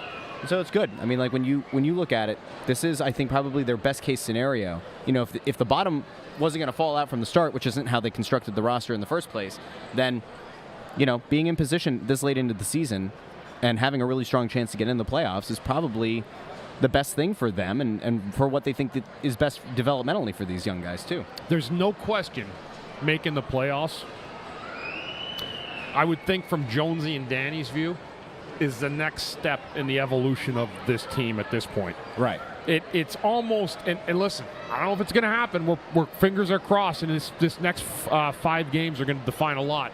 But to me, it's a huge deal to those guys. It is to us. Like I want to see guys play a playoff series, to have an opportunity to play there, be in that mix. So yes, it's a big deal at this point, and it should be. In 5 minutes, we're going to have another guest. Okay. And someone who will have been freed from some shackles. Oh, thank goodness. Freed from some shackles to come back on to Snow the Goalie for the first time since he got himself in a little bit of trouble. Allegedly. Perhaps. Dan Hilferty will be joining us in 5 minutes. Well, now you spoiled it. Now if I there's... had to tell the well, people. Well, if there are people sitting out there. Nobody loves Snow the Goalie more than Dan Hilferty. Dan Hilferty is the best, and he's going to be on with us in a couple of minutes. So just to let everybody know. There he is. Oh, speak of the devil. Wow, speak of the devil. I wouldn't say the devil. I'd say speak of the very nice guy. Yeah, there you go. Take your picture. Go You have fun. Have fun out there. There he is. Look at that. Man of the people, man. He is. He just... Man, is I'll the tell you best. what, he just gets it. Yeah. Like, there's not many that get it. Yeah. You know what? It's funny, and I don't want to talk about the past, but this is the Flyers. Like, this is what it's always been, right? Yeah. So, This is. he looks like he's heading. Oh yeah, we got you. Come on. What's Come that on. paper in his pocket? Is that the talking points for us, according to that guy on Twitter? Like, what's we doing?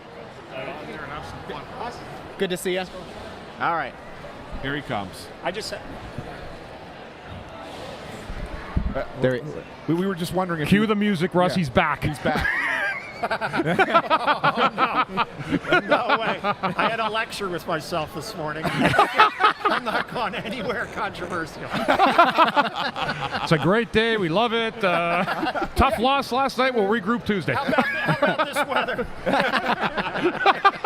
No, let's go. Let's go. Let's do it. Fantastic. Well, speaking of, let's go. I mean, this event, every year we get more and more impressed by what's going on. And like we thought last year was like the beginning of the reconnect with this fan base, and I feel like this is just a continuation of it, right? I mean, from your perspective, I mean, you're seeing great things already. Absolutely, Anthony. And I think when you have a group of players and players' wives and families, the coaches' wives and family who are committed to Flyers Charities, it tells you all you need to know about this franchise.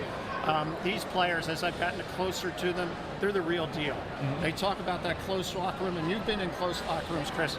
This is a close locker room. And they not only want to play hard for us as fans, part of the organization, they want to do great things for the community. And by doing that, it creates this fever pitch out there. And I've been at my Wawa this morning. I saw 2 or 3 families dressed in their orange and white. I said, "Oh, where are you going today?" And they're like, "Where do you think we're going?" We're going So, yes, it's great to see it. We're building that tradition back, but in a new way, based on these really, really neat couples, our players and their spouses. You got to experience your first real trade deadline. You went down to Florida. You were down there and enjoying it. Can you? And we talked privately about it, but just how much fun you had that whole weekend. Can you just kind of talk about like what the whole year, the experience of being part of this has been for you, and kind of learning from?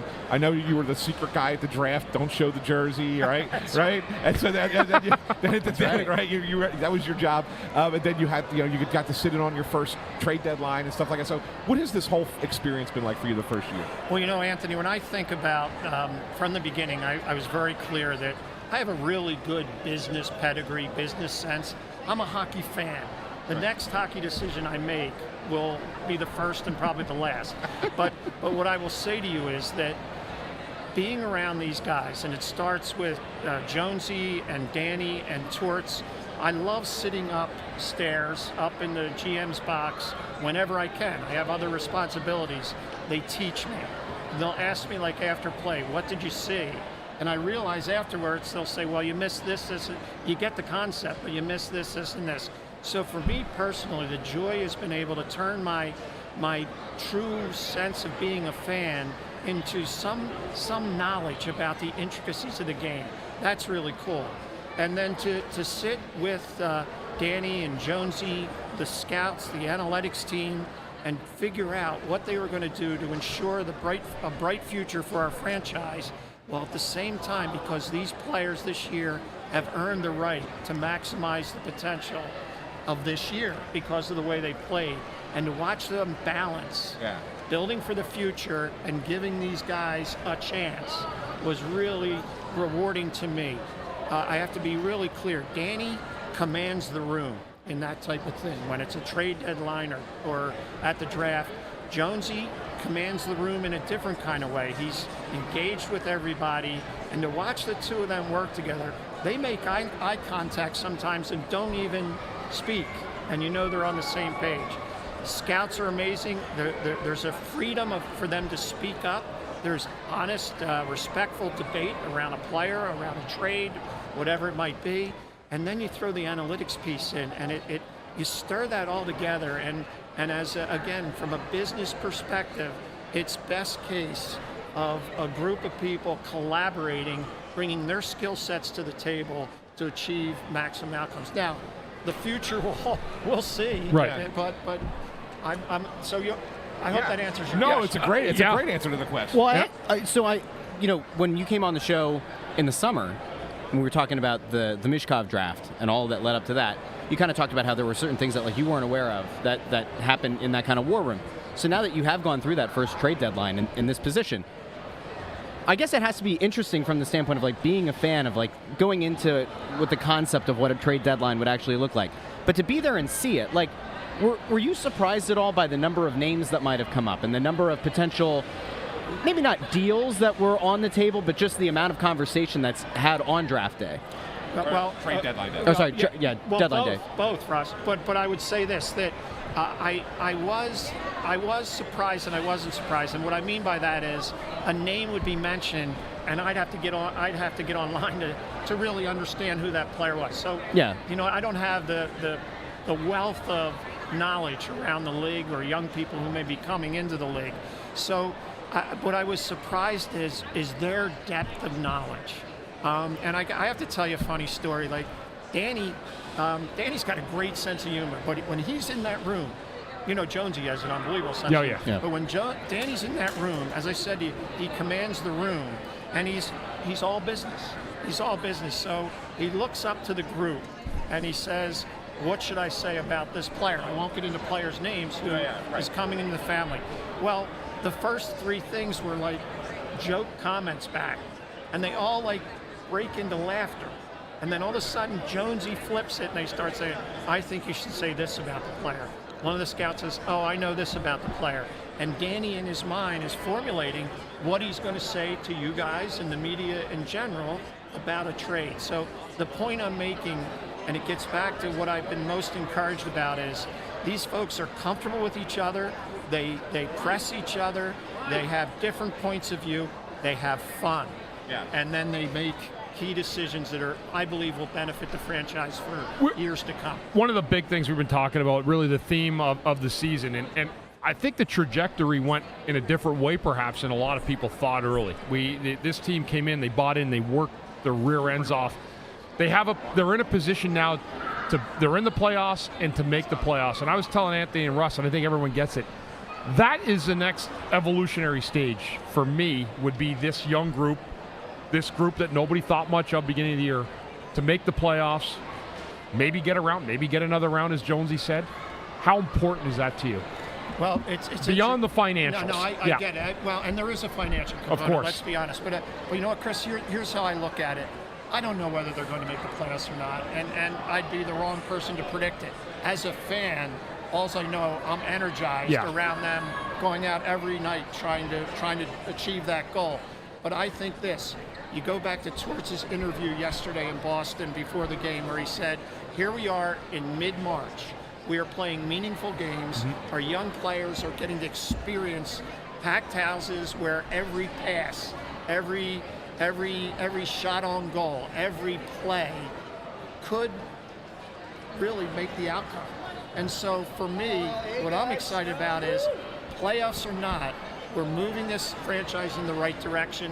And that's something to be excited about. Right. Hey, I'm hopeful. Don't get me wrong. Dan, I know you got to run, but I just wanted to show you just a few people. We've got a lot of responses. Everything's about Dan Hilferty here, man. What you've done, it's impactful. Our Hexel 87. I just pulled my car over to the side of the road so I can type. Thank you, Dan.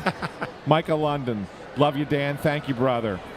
D-Mako 1. Get Thank this you, all the Dan. time. Joe Papel. Thank you, Dan. LaSalle 79. I just wanted to know where. LaSalle guy. Yeah, LaSalle guy. I like Oh, that. that's an old rivalry there. No, I'm just saying, like, the fans are really, really love the work that you're doing as well, and I think that's a big key. You know, we There's need a to tell Philly you, connection. There is a connection, and people know that. Whether it's basketball from your days in St. Joe's, you doing what you did with Independence Blue Cross, now coming on as the executive of this franchise that was so desperately needed. Thank you, Dan. From everybody, we hear it all the time, buddy. Well, guys, can I just say one thing about that? And I mean this firmly. I am really proud of kind of my skill set, my experience, and what I bring to it. But the folks that we've mentioned, the Danny Brières, the Keith Jones, the Torts, this great team, both in hockey and out of hockey, all this is about for me is unleashing the ability for people to allow their skill set, their certain gifts to come to the fore. And when we all allow that to happen and have fun, I'm telling you, great things happen. Absolutely. So I'm appreciative of that, but it's Dan and the organization, or the organization, and Dan. There's always a top of it somewhere, though. That's right. Yeah, And no, you know no, what? I And appreciate we get that. No, Dan thank you, Hilferty, buddy. thank you. Thanks for coming back on. Thank God this wasn't nothing. controversial. Listen, there's going to be nothing reported man. nationally on TSN. Well, let's or- keep talking. Thanks, guys. Thanks, buddy. Appreciate it. Have a buddy. great Dan day Hilferty, today. there we go. But Bundy, stay where you're at because Okay. we have Thanks, another pal. very special guest we got to bring on. Super. That Cindy's going to bring these girls. So, Bundy, I'll tell this story Yeah. while we're waiting. Yeah. These two little girls that are about to come on. Yeah. They're from. Where's that town where Kincaid's from that they saved the hockey rink? Is it? It wasn't Birdsboro. I forget what the little town. It's up in. Like northern, what county is that? Gilbertsville? Gilbertsville. Yeah. Their town was going to close their outdoor hockey rink and turn it into Pickleball.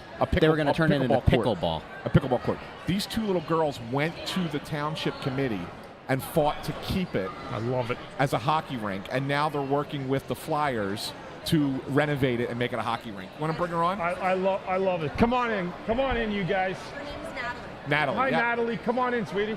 She's going to take a picture first. She's Okay, going to take a picture with first. Dan. You got a picture with the right guy, that's for sure. All right. Here you go, Natalie. Put your headphones on. Was it Natalie or Madeline? Is it Natalie or Madeline? Yeah, Natalie, that's what I was thought. Natalie. That's what I All wasn't- right, there My you hearing- go. my hearing I stinks. heard what they said. Yeah, okay. All right, Natalie. So, tell us a little bit about what you've done for your local hockey rink and to keep it and to save it. So it started when my mom found out that it was going to be turned into pickleball courts, and then me and my friend Lily started to get help to help save it. So we went to our first township meeting, and then they decided that it will stay, and then the township asked us to make it better for the community, so that's what we're trying to do right now. And what are you guys doing right now to try? By the way, which is an awesome thing. That's great. Because That's really great. You need more hockey and less pickleball. Let's be Yeah. honest. Okay, we need Yes. more hockey, less pickleball. Absolutely. So, She gets what are you guys doing now to try and make it better? So we're going around to local businesses and asking for sponsorships, and recently it started getting repaved, and then the township's gonna try and help us get new boards and all that for Right. a proper hockey rink. And this is in what town again? New Hanover Township. New Hanover Township. Yeah. Absolutely. And you obviously you have no problem talking on the mic to us, right? Yeah. So you're actually pretty good. What was it like though when you went to the township meeting to try and tell the leaders of the township, you know what? Don't change what we have. We like what we have. What was that like for you? I was kind of nervous at first, but then once I started talking, it got a lot easier, and now I'm not scared to do it anymore. Now this is just old hat for you. Yeah. Now, right? Absolutely. So I got to ask you, Natalie, how fun is this carnival today to be here? It's really fun. I really like it. You got a picture? You got a picture set up with anybody? No autographs? Not yet. We got to Okay. work. We got to We're work. gonna work on that. We're gonna talk Cindy. Cindy. Is this your first time in a carnival? Yeah. Wow. Big- And you'll be back next year, right? Yeah, Big, hopefully. big Flyers fan? Yes. Do you have a favorite Flyer? Of all time or right now? Let's do both. Let's do both. Okay. So right now it's probably Owen Tippett. Okay. Yeah. Good pick. And then all time, it's either Claude Giroux or Bobby Clark. Bobby Clark! Wow! Look at that reference. I love that. Love it. Russ doesn't know who that is because he played before he was born. That's kind of true, yeah. Well, Natalie, I think you guys are doing the greatest thing ever. Mm-hmm. You're really taking care of your community. You're taking care of the people around you, and you're doing it with something that you love, being a hockey fan. And I couldn't be prouder of you. And I hope that we keep putting out great stories about you on Crossing Broad about it, and just keep up the amazing work that you're doing. Thank you. Thank you, Natalie. Thank you so much. Thank you. Awesome. Great job. Bravo, young lady. Thank you very much. Thank you. Good Now, stuff. the best part is she can take it off. she There is we go. better on the mic I'll just put it right here. Thank you. and more polished as a public speaker than most players who come on to podcasts. Isn't that wild? That's unbelievable. Is that a great story? It is. I mean, it's really great. And it's actually, I mean, that's not super close. What? Sure. If you want to come, it's up to you. Yeah, you can come on now. Yeah, come on now. But no, she's just. Why not, Cindy? Hold on. Steps I got today already. Hold on, what are they trying to figure out? Yeah. Wait, Cindy, I think she wants territory now. Yeah. What do we do? Okay. Well, welcome, Cindy Stutman. When you get Cindy Stelman on, and right after Dan Hilferty, that tells you pretty much the importance of who's important around here. Well, right after Natalie, actually. Well, you didn't mention it. She went without saying. Natalie's a rock star. Right, Yeah. right. Absolute She's rock awesome. star. Which is an awesome thing. Yeah. Cindy, Yeah. is this your third appearance or fourth? I feel like we're racking them I up think now. she might be fifth. I really actually. lost count. Is this the fifth? I really lost Is she count. the She comes all-time on leader? anytime we can at the building. Yeah. Yes. Cindy, how great is this day? I mean, I know that it's a bulk of what you do, preparation, the people involved. How special is it really every year? Because it is to me. It never gets old. It just gets better, and we get to see it. And Russ said earlier, a new generation of Flyer fans. Yeah, I mean, as soon as we get the date each year, we're off and running. And really, even after last year's carnival, that the next day or a couple days later, because the staff has to sleep a little bit, but we start right away, look at what went well, what didn't go well, and it's really all hands on deck, right? So from Dan and Danny and Jonesy all the way down to staff, players, it's really a Flyers family event, and we're all here and love it. What's new this year? Well, the locker room is new, and so the tours down there That's are- cool. I saw that. Yeah, the sign was right over here. They're waiting to go down. Yeah, that tour is unbelievable. There's a lot of free things down there that weren't free before, so you can do free rides and that kind of thing. There's new art in the art gallery. There's lots of new and refreshed Did you things. have mini golf last ye're? Don't put me on the spot. I think we did. I don't remember it. I don't And when I remember it. saw it, I was like, oh, Oh, then maybe it's brand then new. maybe that's good. Ant's I don't afraid. remember that Ant is so afraid to play me in putt-putt that he's trying to get me to go in the dunk tank. Doesn't Russ, shouldn't you go in the I dunk think tank? there's a line down there for you, actually. He brought his stuff. I need to He brought know his stuff. who's buying me a cake if I break a toe like Ant did last year. I need to get on, and it has to be a nice cake. No, ain't happening. Ain't happening. Oh, man, that's great. So, Cindy, I guess, how many of these have you done now? I've been with the Flyers since 2003. Okay. So I've been working them for 20 plus years. 20 plus years. But as part of Flyers Charities, this is my third one. So, because it's the third with Flyers Charities, Yeah. but you have been part of it for yes, a long time. Yes. Does it ever surprise you that it just seems like it gets bigger and bigger and bigger in a lot of ways? Like, we've had great attendance in the past. I'm not trying to say it wasn't that way in the past, but it just seems like there's so much more going on with every year. Does that ever catch you by surprise or no? Yeah, well, I think we try to design it that way, that there's something for every kind of Flyers fan, right? So today, the current team is here, the Phantoms are here, the alumni are here, so past, present, and future, if you're a Flyers fan, there's something for everybody. Right. And trying to do things for people of all ages, right? St. Patrick's Day, so there's, some specials for the adults, lots of games and gritty and things like that for the kids. So we try to have a little something for every kind of fan. And I guess here's a question I don't think I've ever known the answer to, so I'm going to ask you this. So, like you said, you start planning it right away, right, for the following year. Do you have to wait for the actual schedule to come out before you pick your day? Yeah. Or do you guys reserve a day and try and make sure that that's the day that gets, will come chicken or egg is what I'm kind of asking. A little bit of both. Okay. So depending on the year, so we need the schedule to come out first, but we try to make some requests as we are making schedule requests and try to hold a day for the carnival. So Okay. this is probably a little later than we would want it to be normally, and hopefully next year we'll get it back to that January, February Yeah, time frame. for sure. Although the season does run a little bit longer this year than it Yeah. usually does, so it's not too bad. But It's yeah, also nice to come in and like the weather's nice. You know, like it's not like bitter cold. It kind of I think adds to the It's the all atmosphere. part of, we arrange the weather too. I for you know sure. what I think everybody appreciates it. Beautiful blue skies. Another you know, attraction. A beautiful temperate day for this. You know. I do have to shout out my team that Please do. literally Yeah. they came here after the Sixers game yesterday and are still here and will be here through the end of the carnival and loadout. So Julia Doherty really has head up this whole operation and set up and planning in terms of everything logistical carnival-wise. Christine Sibley, Ryan Hemsley, Caroline Calhoun, Meredith Tracy. They've all done a fantastic job in setting this up for everybody. it's awesome. Yeah, it's it awesome. I got to ask you about, so you brought Natalie over here, which Yeah. was completely, we weren't expecting this, Yeah, right? So this yeah. was a total improvisation. So what are your guys' involvement with them? How are you guys working with them? So we have been talking to Natalie and her mom for quite some time since she originally hit the media by storm. Yeah. And so we at Flyers Charities will be involved and will be helping Natalie get that rink done. I don't want to speak too soon, Right. Yeah.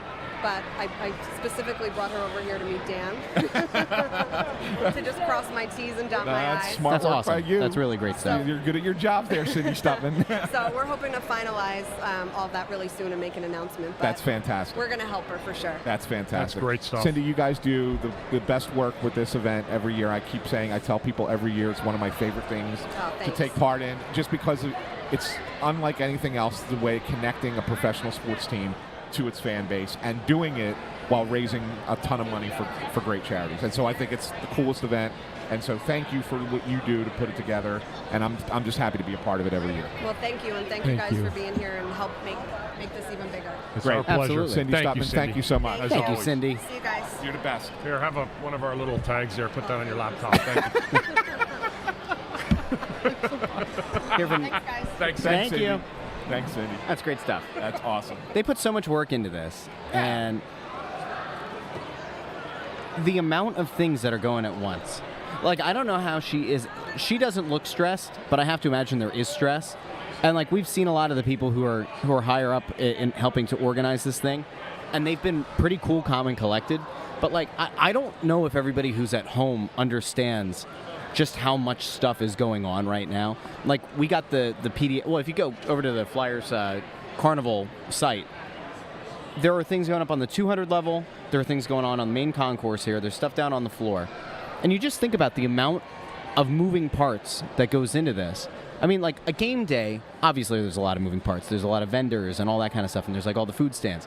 But like, this is at another level because there are just so many people, and it's not like they're all just concentrated into the inside, you know, the lower bowl or whatever. So it's a sight to see. If you haven't been down here yet, make sure you put it on, you know, an alert on your calendar for next year to get down here for It really is something to see, and the camaraderie and the fellowship and friendship amongst all the fans. It's really, really a cool day. It really is, and it's something to be proud of your team that an event like this happens.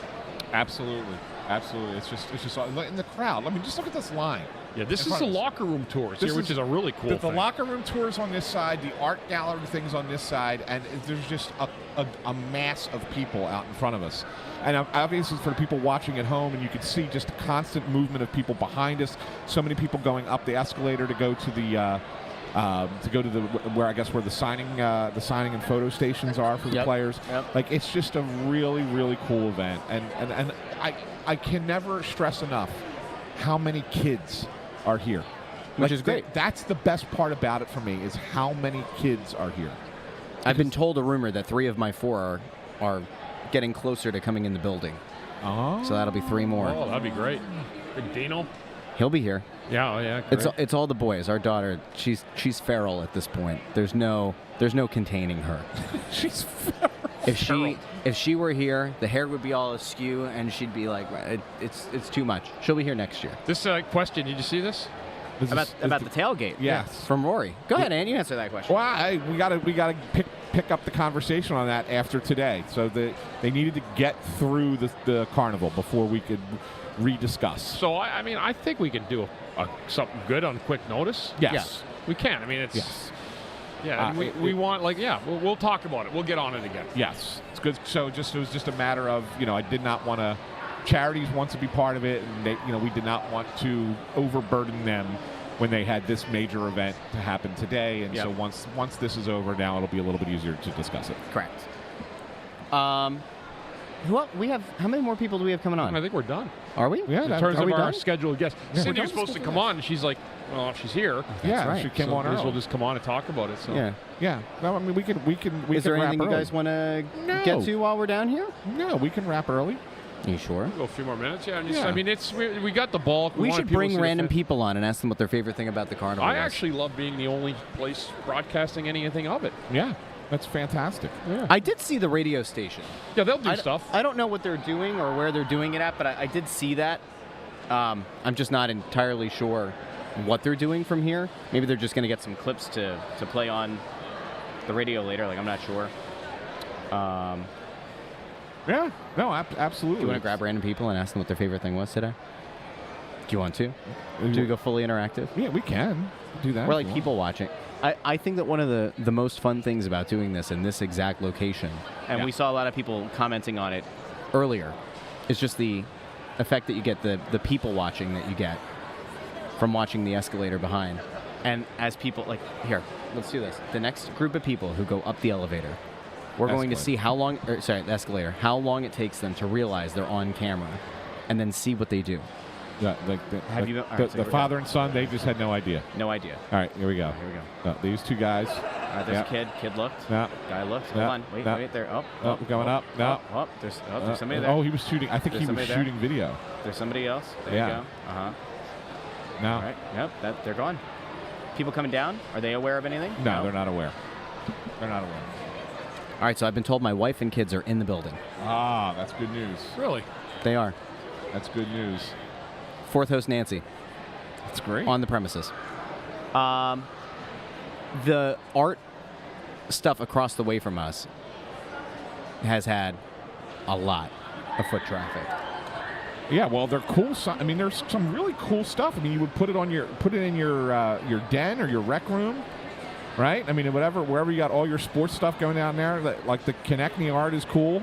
I originally thought that the guy that was bringing in was just like somebody wanted to get them signed, but actually he was probably the artist who made them, which is great. Yeah, which is really awesome. Neat. That's really neat stuff. Yeah, you know what I wanted to do. What did you want to do with the fans? What I wanted to fans? see if we can find how many you know how I like to look for the. There was somebody who realized the they were on jerseys. Was there? Yeah. I like to find the There's old a pronger. jerseys. There's a pronger jersey. I like to find the old jerseys. We saw a Peter Zezel one earlier, right? Yep. But I haven't seen most of the ones are more recent. I see some Giroux. I'm impressed. There's a Giroux, a Couturier. There's always Giroux. You see Leclerc, Lindros still. There's a Coots. Yeah. That guy was actually holding his back too, while he was wearing the Couturier jersey. Not that means anything. Briere. Briere. Got a right Briere. here. It's a young kid wearing a Briere too. Yeah. Dad's wearing Gritty. I see Konechny over there. Is it Rich? It was not Rich Konechny. Oh. Okay. It wasn't poor Konechny either. Intern Andrew, come over to the other mic real quick. Go to the end. Oh, well, To the fourth mic. Go. Run. You got something for intern Andrew? I do. Okay. You got to turn it up. Intern Andrew, we want to know, first of all. Sorry, I'm listening. I'm not plugged into the board, so I'm listening on a 10-second delay. So. Have you gotten any feedback from last night when you did your poem? For those of you who missed it, at the La Cecilia show, intern Andrew dressed like a leprechaun, and he pulled out the best limerick we've heard in decades. Have you gotten any feedback? I've heard from friends and family, but social media-wise, well, Papel tweeted, like, just not about mine specifically, but he tweeted, like, how great of a night it was. I think he responded to your tweet, actually. Yeah. So, take as many as you want. As many as you want, yeah. Yeah. See that? I love it. Okay. Oh, absolutely. Well, you know what? Yeah. Come here. Andrew, get up. Sit down. Are we bringing a kid on a podcast? We're doing another on the podcast. Bringing another kid on the podcast. All right, and bringing a kid. Well, hey, what's your name? Lane. Lane. Lane, hello. All right, so you want to be a podcaster? Is what you want to do about hockey? Is that what you want to do about? Just sports in Sports in general? Do So you listen to Snow the Goalie? He will be. We'll be after this. You do After now. this, now that you're being on the show, you're going to listen to it. So, all right, so you're obviously a big hockey fan, right? So what do you think of the Flyers right now? What's your thoughts? They're okay. They're. Me and my friends, like at lunch, we like to watch highlights all the time. So like that gets me into like hockey a lot. So I watch it all the time. Okay. Have you been impressed with the fact that they were supposed to be as bad as they were, but they're knocking on the door for the playoffs? You impressed? Yes. Who's your favorite player? Konechny. Konechny is. Okay. Yeah? You're gonna get Konechny's autograph? Yeah. Woo. Well, you know what you should do? You should grab your buddy over there and bring him over to talk to this young man. Well, Johnny. Yeah. Get him. Come on. Come here a second. Do you know who this gentleman is? You know him? You don't know who John LeClaire is? Oh my gosh. So there you go, Lane. Lane, how are you, Lane? I'm good. Good. You having fun today? Yes. Yeah, who'd you come see here today? Travis Konechny. Yeah, me too. How long's the wait?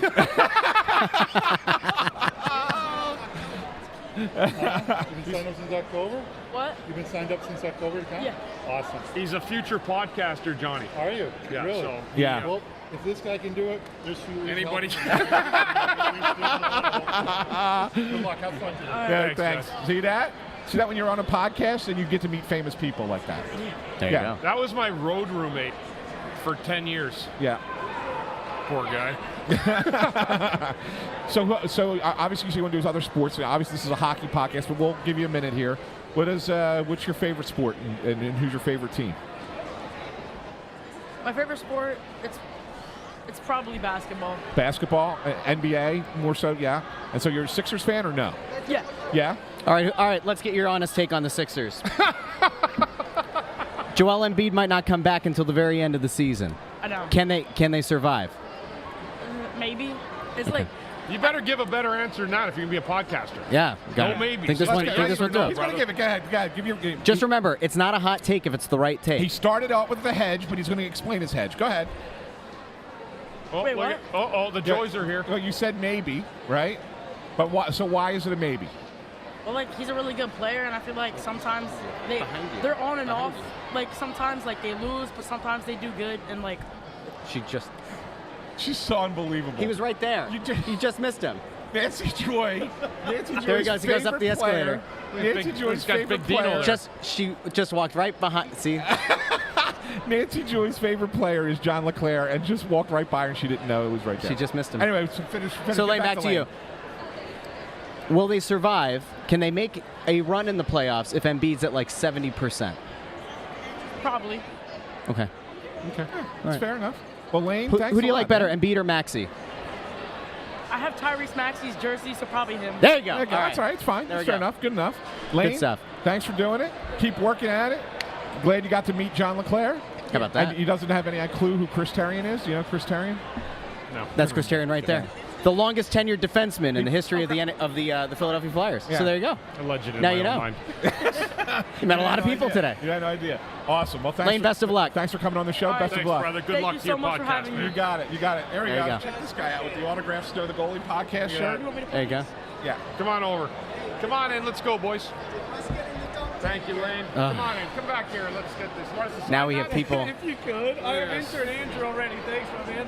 And Russ. How you guys doing today? Good. Get your shirts. How's your show going today, man? I saw you Good. guys. Show's going well. There you go, my man. Thanks, Chris. You got rid Oh, of the that's right, scratch. because How am I Bundy right? was the lone missing signature on there. Did I sign it? I don't think I Yeah, did. I think you did. Did I sign it? Yes.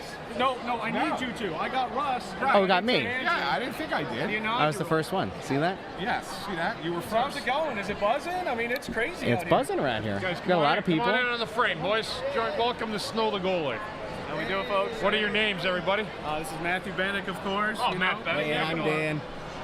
Good to see you guys. Are you here all day? Did you just get here? Yeah, we're here. Thank you so much. We were here, 9:30? Yeah, Right, we were 30. waiting out in line. I asked if Russ was going to get dunked today. Did that happen? There's a chance. There's still a chance. We're trying to get an official time. The time that they originally wanted him to do, he can't do.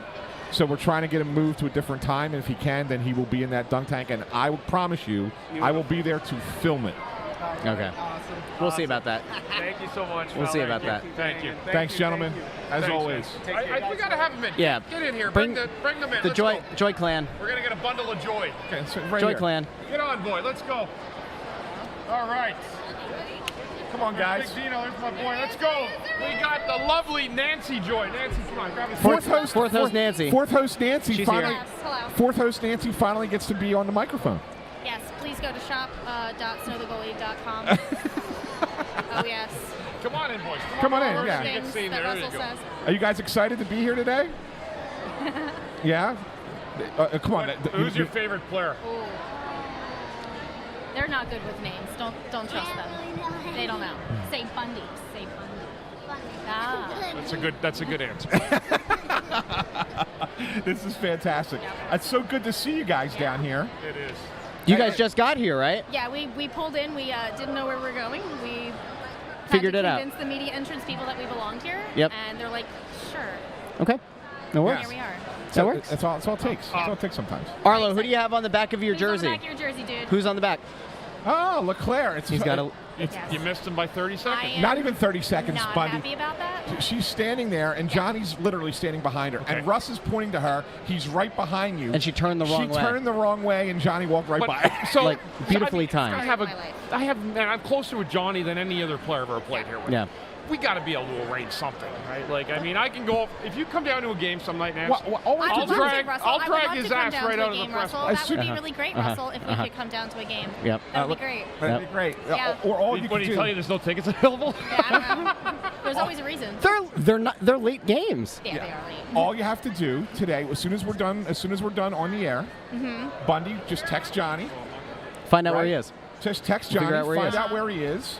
After we're done. If I call Johnny Yeah. and tell him to come from where he sits, he will come over. No, I'm saying today. Oh, today. Yeah, We'll figure out where he's at. Depends All But right, when so- we're done, We'll figure I'm it not out. interested in harassing my favorite players, so don't panic. well, we're gonna harass him for That's you. okay. Listen, this is like the shirt, the knockoff jersey. Like my parents couldn't afford a real one when I was a kid, so this was mine. Ah, okay. And it's got coffee And who- stains on it. It's fine. That's good. Is there anybody on the back of the Phantoms jersey? No, Luca? that was the one my parents could afford. Ah, okay. So that's the one I got. Gotcha. It's on the back. Don't worry about it. Yeah, Yeah. it's all good. Yeah. It's all good. But it's great to have the Joys on. I'm glad we talked to you. I'm glad we talked to you more than your husband did. It's fine. It was It's really. kind of You true. can have them. It's kind of. It's great. I don't want him. I want to give Well, him back. last night, everyone, when you're doing your shtick, everyone's like, "Is he like this all the time?" I was like, "Yes, Yeah, this is really him. all day and all night." It's really him. Absolutely. No, having Russ on the show, it's like when I get to, it's like when family members get to hold babies, right? They're excited about it for a little while, and then it's like, okay, we'll give them back to you. No. Yeah, that's what we do with can Russ. have 'em. We give them back to you. Mustache and all. Bundy shaved his. I don't even recognize you. So sad. Good stuff. I told you it was going. Well, Nancy, I did. boys, have a great day. Enjoy the Thank day. you so much. Have a And blast. maybe they'll get to dunk me in the tank in a little bit. We'll see. You guys are the best. All right, go get them. Bye-bye. There you go. That's so great. That's great. Great to see the Joys. A bundle of joy. Who's this guy? Who's which guy? Hey, buddy, how are you, pal? Ah, Just jump on. Come on. How you doing? What's your name? Michael. Michael's here now. All right, Michael. Good to see you, while Michael. Bundy's signing, have a seat. Have a seat. Can you hear us okay? Can you hear us? You want to put those on? Tell us about yourself a little bit. Hey, Michael. I'm a nice hockey player. I Good. play for Washington Township. Yes, Oh. you played at Hollydale? Yeah. All right. see Really that? cool. What position you play? Left wing. Left wing? Yeah. That's pretty cool. And who's your favorite Flyer? Probably like Eric Lindros. All time. Oh. All time, huh? How about on the current team? To be honest, it's actually Mark Stahl. Really? Yeah. Why Really? is that? Tell us why. That's great to say. That's a great thing. Never thought I'd hear that answer today. Why is Mark Stahl your favorite Flyer? I like seeing the leadership he brings and all like his whole career. He's been all-star, captain with the Rangers. So very cool guy, I think. Yeah, see Great that? stuff. So I'm assuming then, if you're attracted to the leadership idea, that when you play, that you try to be a leader on your team. Is that fair? Yeah. Yeah? Try to be the leader I can. Yeah. Yeah. See that? See that? And he's going to be a great coach someday. Very this kid. meaningful. Might Yeah, I be like a that. great It's not coach. just like I just want to score goals and be done. No, I want to be a leader. I like that. That's great. You're going to have a great future, kid. Congrats. Congrats, Michael. Thanks for joining us, Thanks for Michael. stopping by. There we go. How about that? Yeah. We're just pulling people in. Pulling people in. That's what we do here. Absolutely. It's good stuff. On Snow the Goalie, the Only Flyers podcast. We it is interactive. There's no doubt about that. There's no question. There's no question it's interactive. We have a lot of fun. Yeah. We have a lot of fun down here. Yeah, absolutely. I don't know. Is there anything else we want to get to today before we sign off? No, I just want to get you. We've been going for almost 2 hours now. It's been fun. By the way, Rory called Nancy the Kylie Kelsey of Snow the Goalie. I've heard that comparison made before. That's fantastic. Yeah. That's about right. Yeah, but then I'd have to be good at something like Jason Kelsey. Yeah, and you're not. That's right. Yeah. So. You know. Absolutely not at all. Yeah. Not at all. So. Bundy's silent nod of approval. Yeah, it's good. Okay. I think it's been a lot of fun today. Absolutely has. And, we did and it's going to keep going for, a couple more hours? Yeah, no, I mean, we did an hour and 45 minutes. The first 2 hours is usually when it really comes out of the gate. Yeah. And then you'll see people usually start trickling out about 2 or 3 hours into it. And then maybe you'll get more people come, but it's very rare, unless you're waiting in line for a while, that you're going to see someone here for 6 hours. It used to be, like, I'll be honest with you guys, when we used to do it when I played, it would go from 12 to 7. What? At night. Remember, Anthony? Yes. And it was... Well, there was two. They used to have 2 segments, right? Well, we used to get a break for like 30, but there wasn't a whole lot of break. Yeah. It was a long, long day. Yeah, it used to be like you had, but for fans, you had a ticket to either the first session or the second session. Right.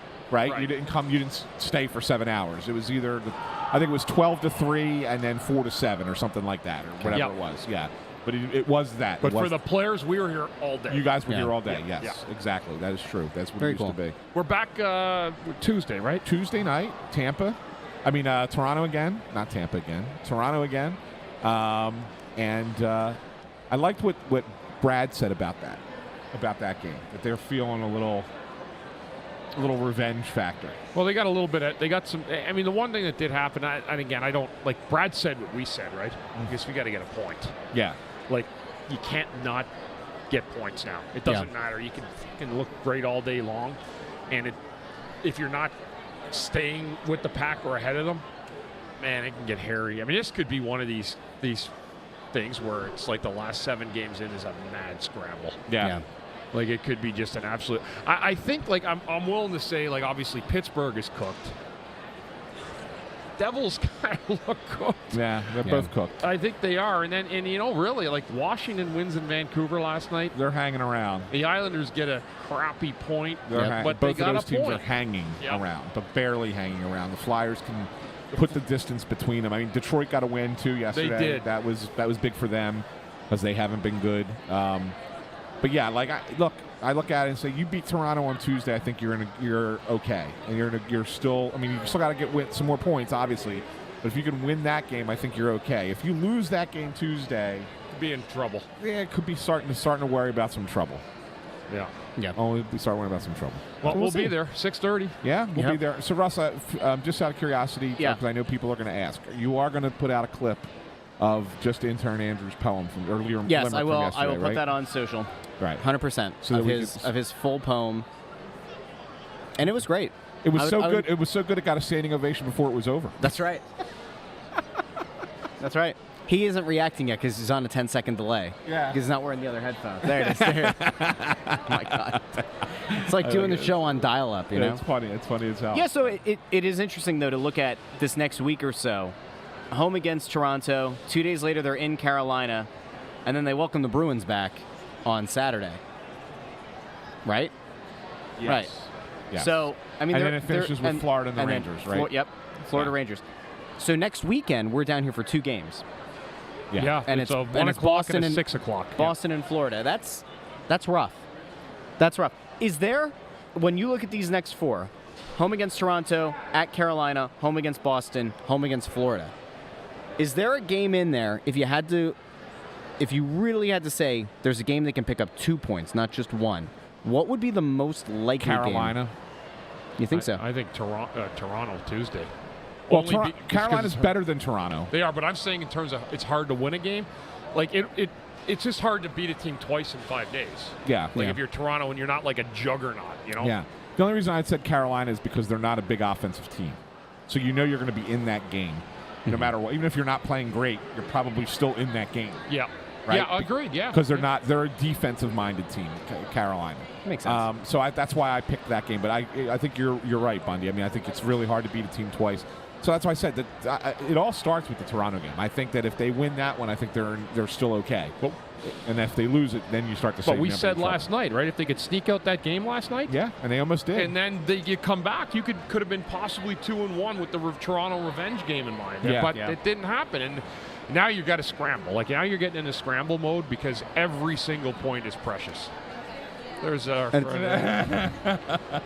that Eddie? That's yeah. How you doing, pal? Good to see you, buddy. How's it going? You look better than ever. Yeah, thanks. Good to see you. Yeah. You're on a live podcast, no language. All right, thank you, sir. Got anything Well, you know for what? me there? We've made it this far into the show. No profanity. Yeah, that's good. We've made it through the show without I can't wait to see what we're being any offered here. massive issues. What is this? I don't know. We're going to find out. Are these photos? These are photos. Is that a Bundy photo? Oh my God! Look at that. When was that from? When was that photo taken? When was that photo of Bundy taken? Late 90s. Oh my goodness! Wow! That's unreal. Thanks for coming out, Ed. So he just walks around play. He's a good man. Pictures He's got of all players. kinds Okay. There's Mark Howe. Look at that. Handsome. Oh man, Howe had more hair there than he did at the alumni Rico, game. That's look for at sure. Rico. Yeah. Wow! Look at that. Oh man, this is great. All right. Oh, there he is. There he is. Yep. Yeah. Okay. All right. So. Oh yeah, there's Eddie Van Imp. There we Yep. go. All Good right. stuff. Thank So- you, buddy. And we don't need to see them all. Yeah. Look at Mr. Rogers' All right. So neighborhood right yeah. there. Yeah. Who put the thumbs Oh, down? look at the move. What? Look at that. Look at What was that. your thumbs down? Still Did you showing. do something? No, it came out of Bundy's head. It came out of Bundy's head. It was so funny. It's Bundy's inner thoughts. It's his inner thoughts. a little bubble popped up on the screen of a thumb down. Look at this one here. Oh yeah, another good-looking guy. Good stuff. Yep. This is. Beautiful. Yep. There we go. Yeah. There we go. All right. All right. We've gone off the rails completely. We've Thanks, officially lost it, but you know what? It was a fun day. That It is was a fun day. This down is here. always a great day. Oh, Hitch is here. By the way, that's Delco's finest. By the way, That guy right there. Delco's finest. Yeah. All right. So Hitch. Got some stories about that guy. He used to take the bus. Hitch, what do you, wait. oh, He used to take the bus from Delaware County over to Voorhees just to see you guys in the parking lot and take your freaking headshots in the parking lot. Yeah, I know. He was there. For years and years and years and years. Hey, Hitch, what do you think of the carnival? I have a great time here. The food's free, and the food is free.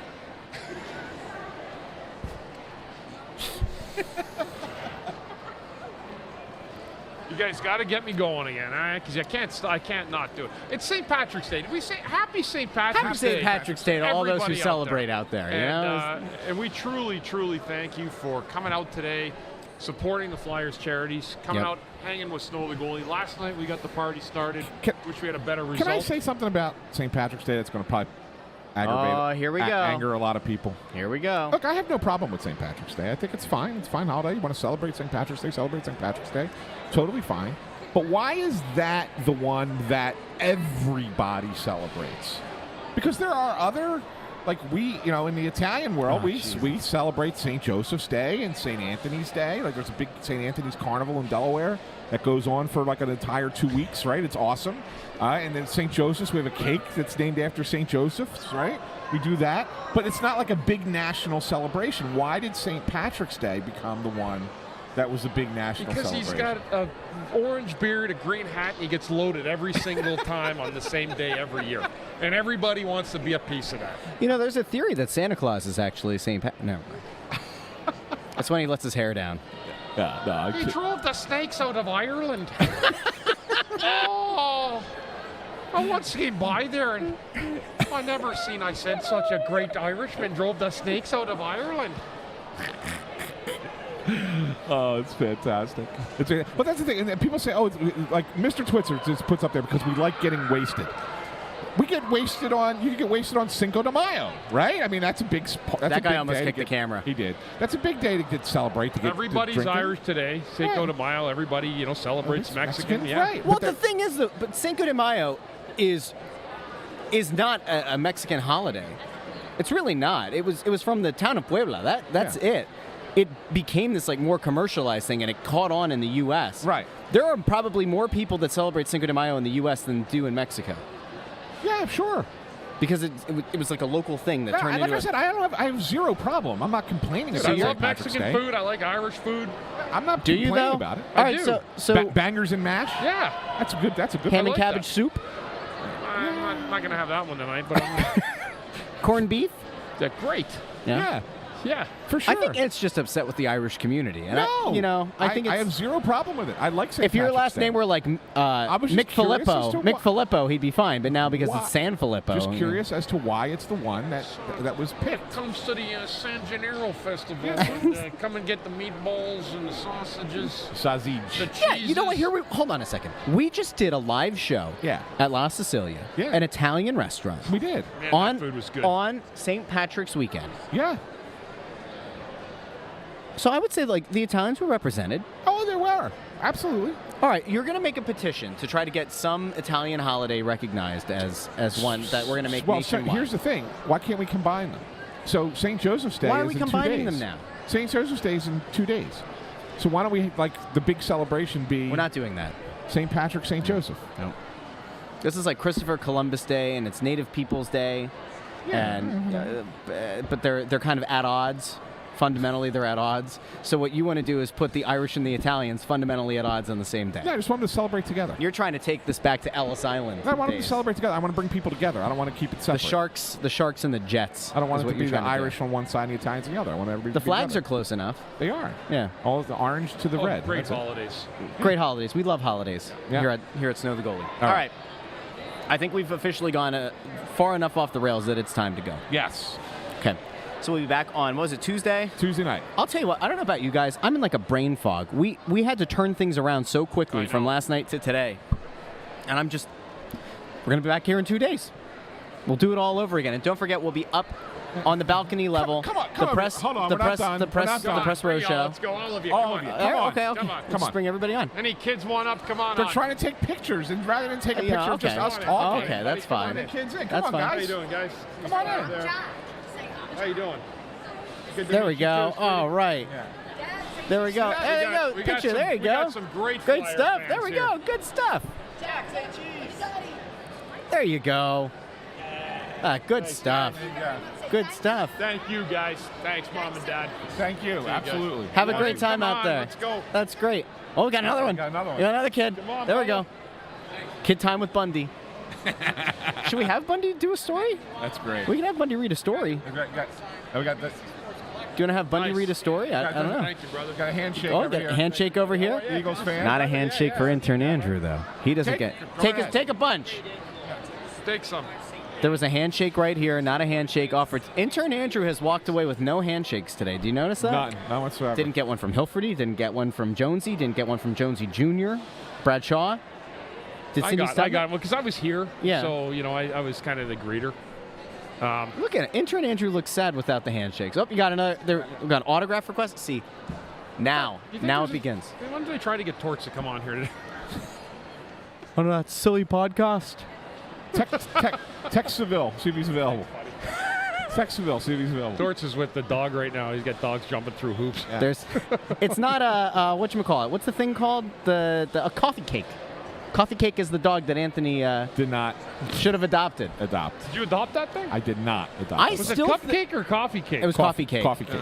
It was coffee cake. Now, I still think that our Hextall 87 last night on the live stream had the best idea. We have Ant go make a donation at the puppy booth, and then Torts has to talk to him because he will have made a donation. The logic is sound. Ant's afraid. It's just wrong. Why is that wrong? It's just wrong. Is it though? It is. I don't know. I'm not It's so sure. taking advantage of a charity just to try and make a point. No, I would not do that. I would donate I to the would. charity without walking over there. How about that? I would donate Yeah, to the that's charity. That's a better way to do it, right? No. Donate to the charity, but don't show up to make a scene. No. Because you're the Chihuahua. That's right. I am the Chihuahua. Woof, woof. Yeah. All right.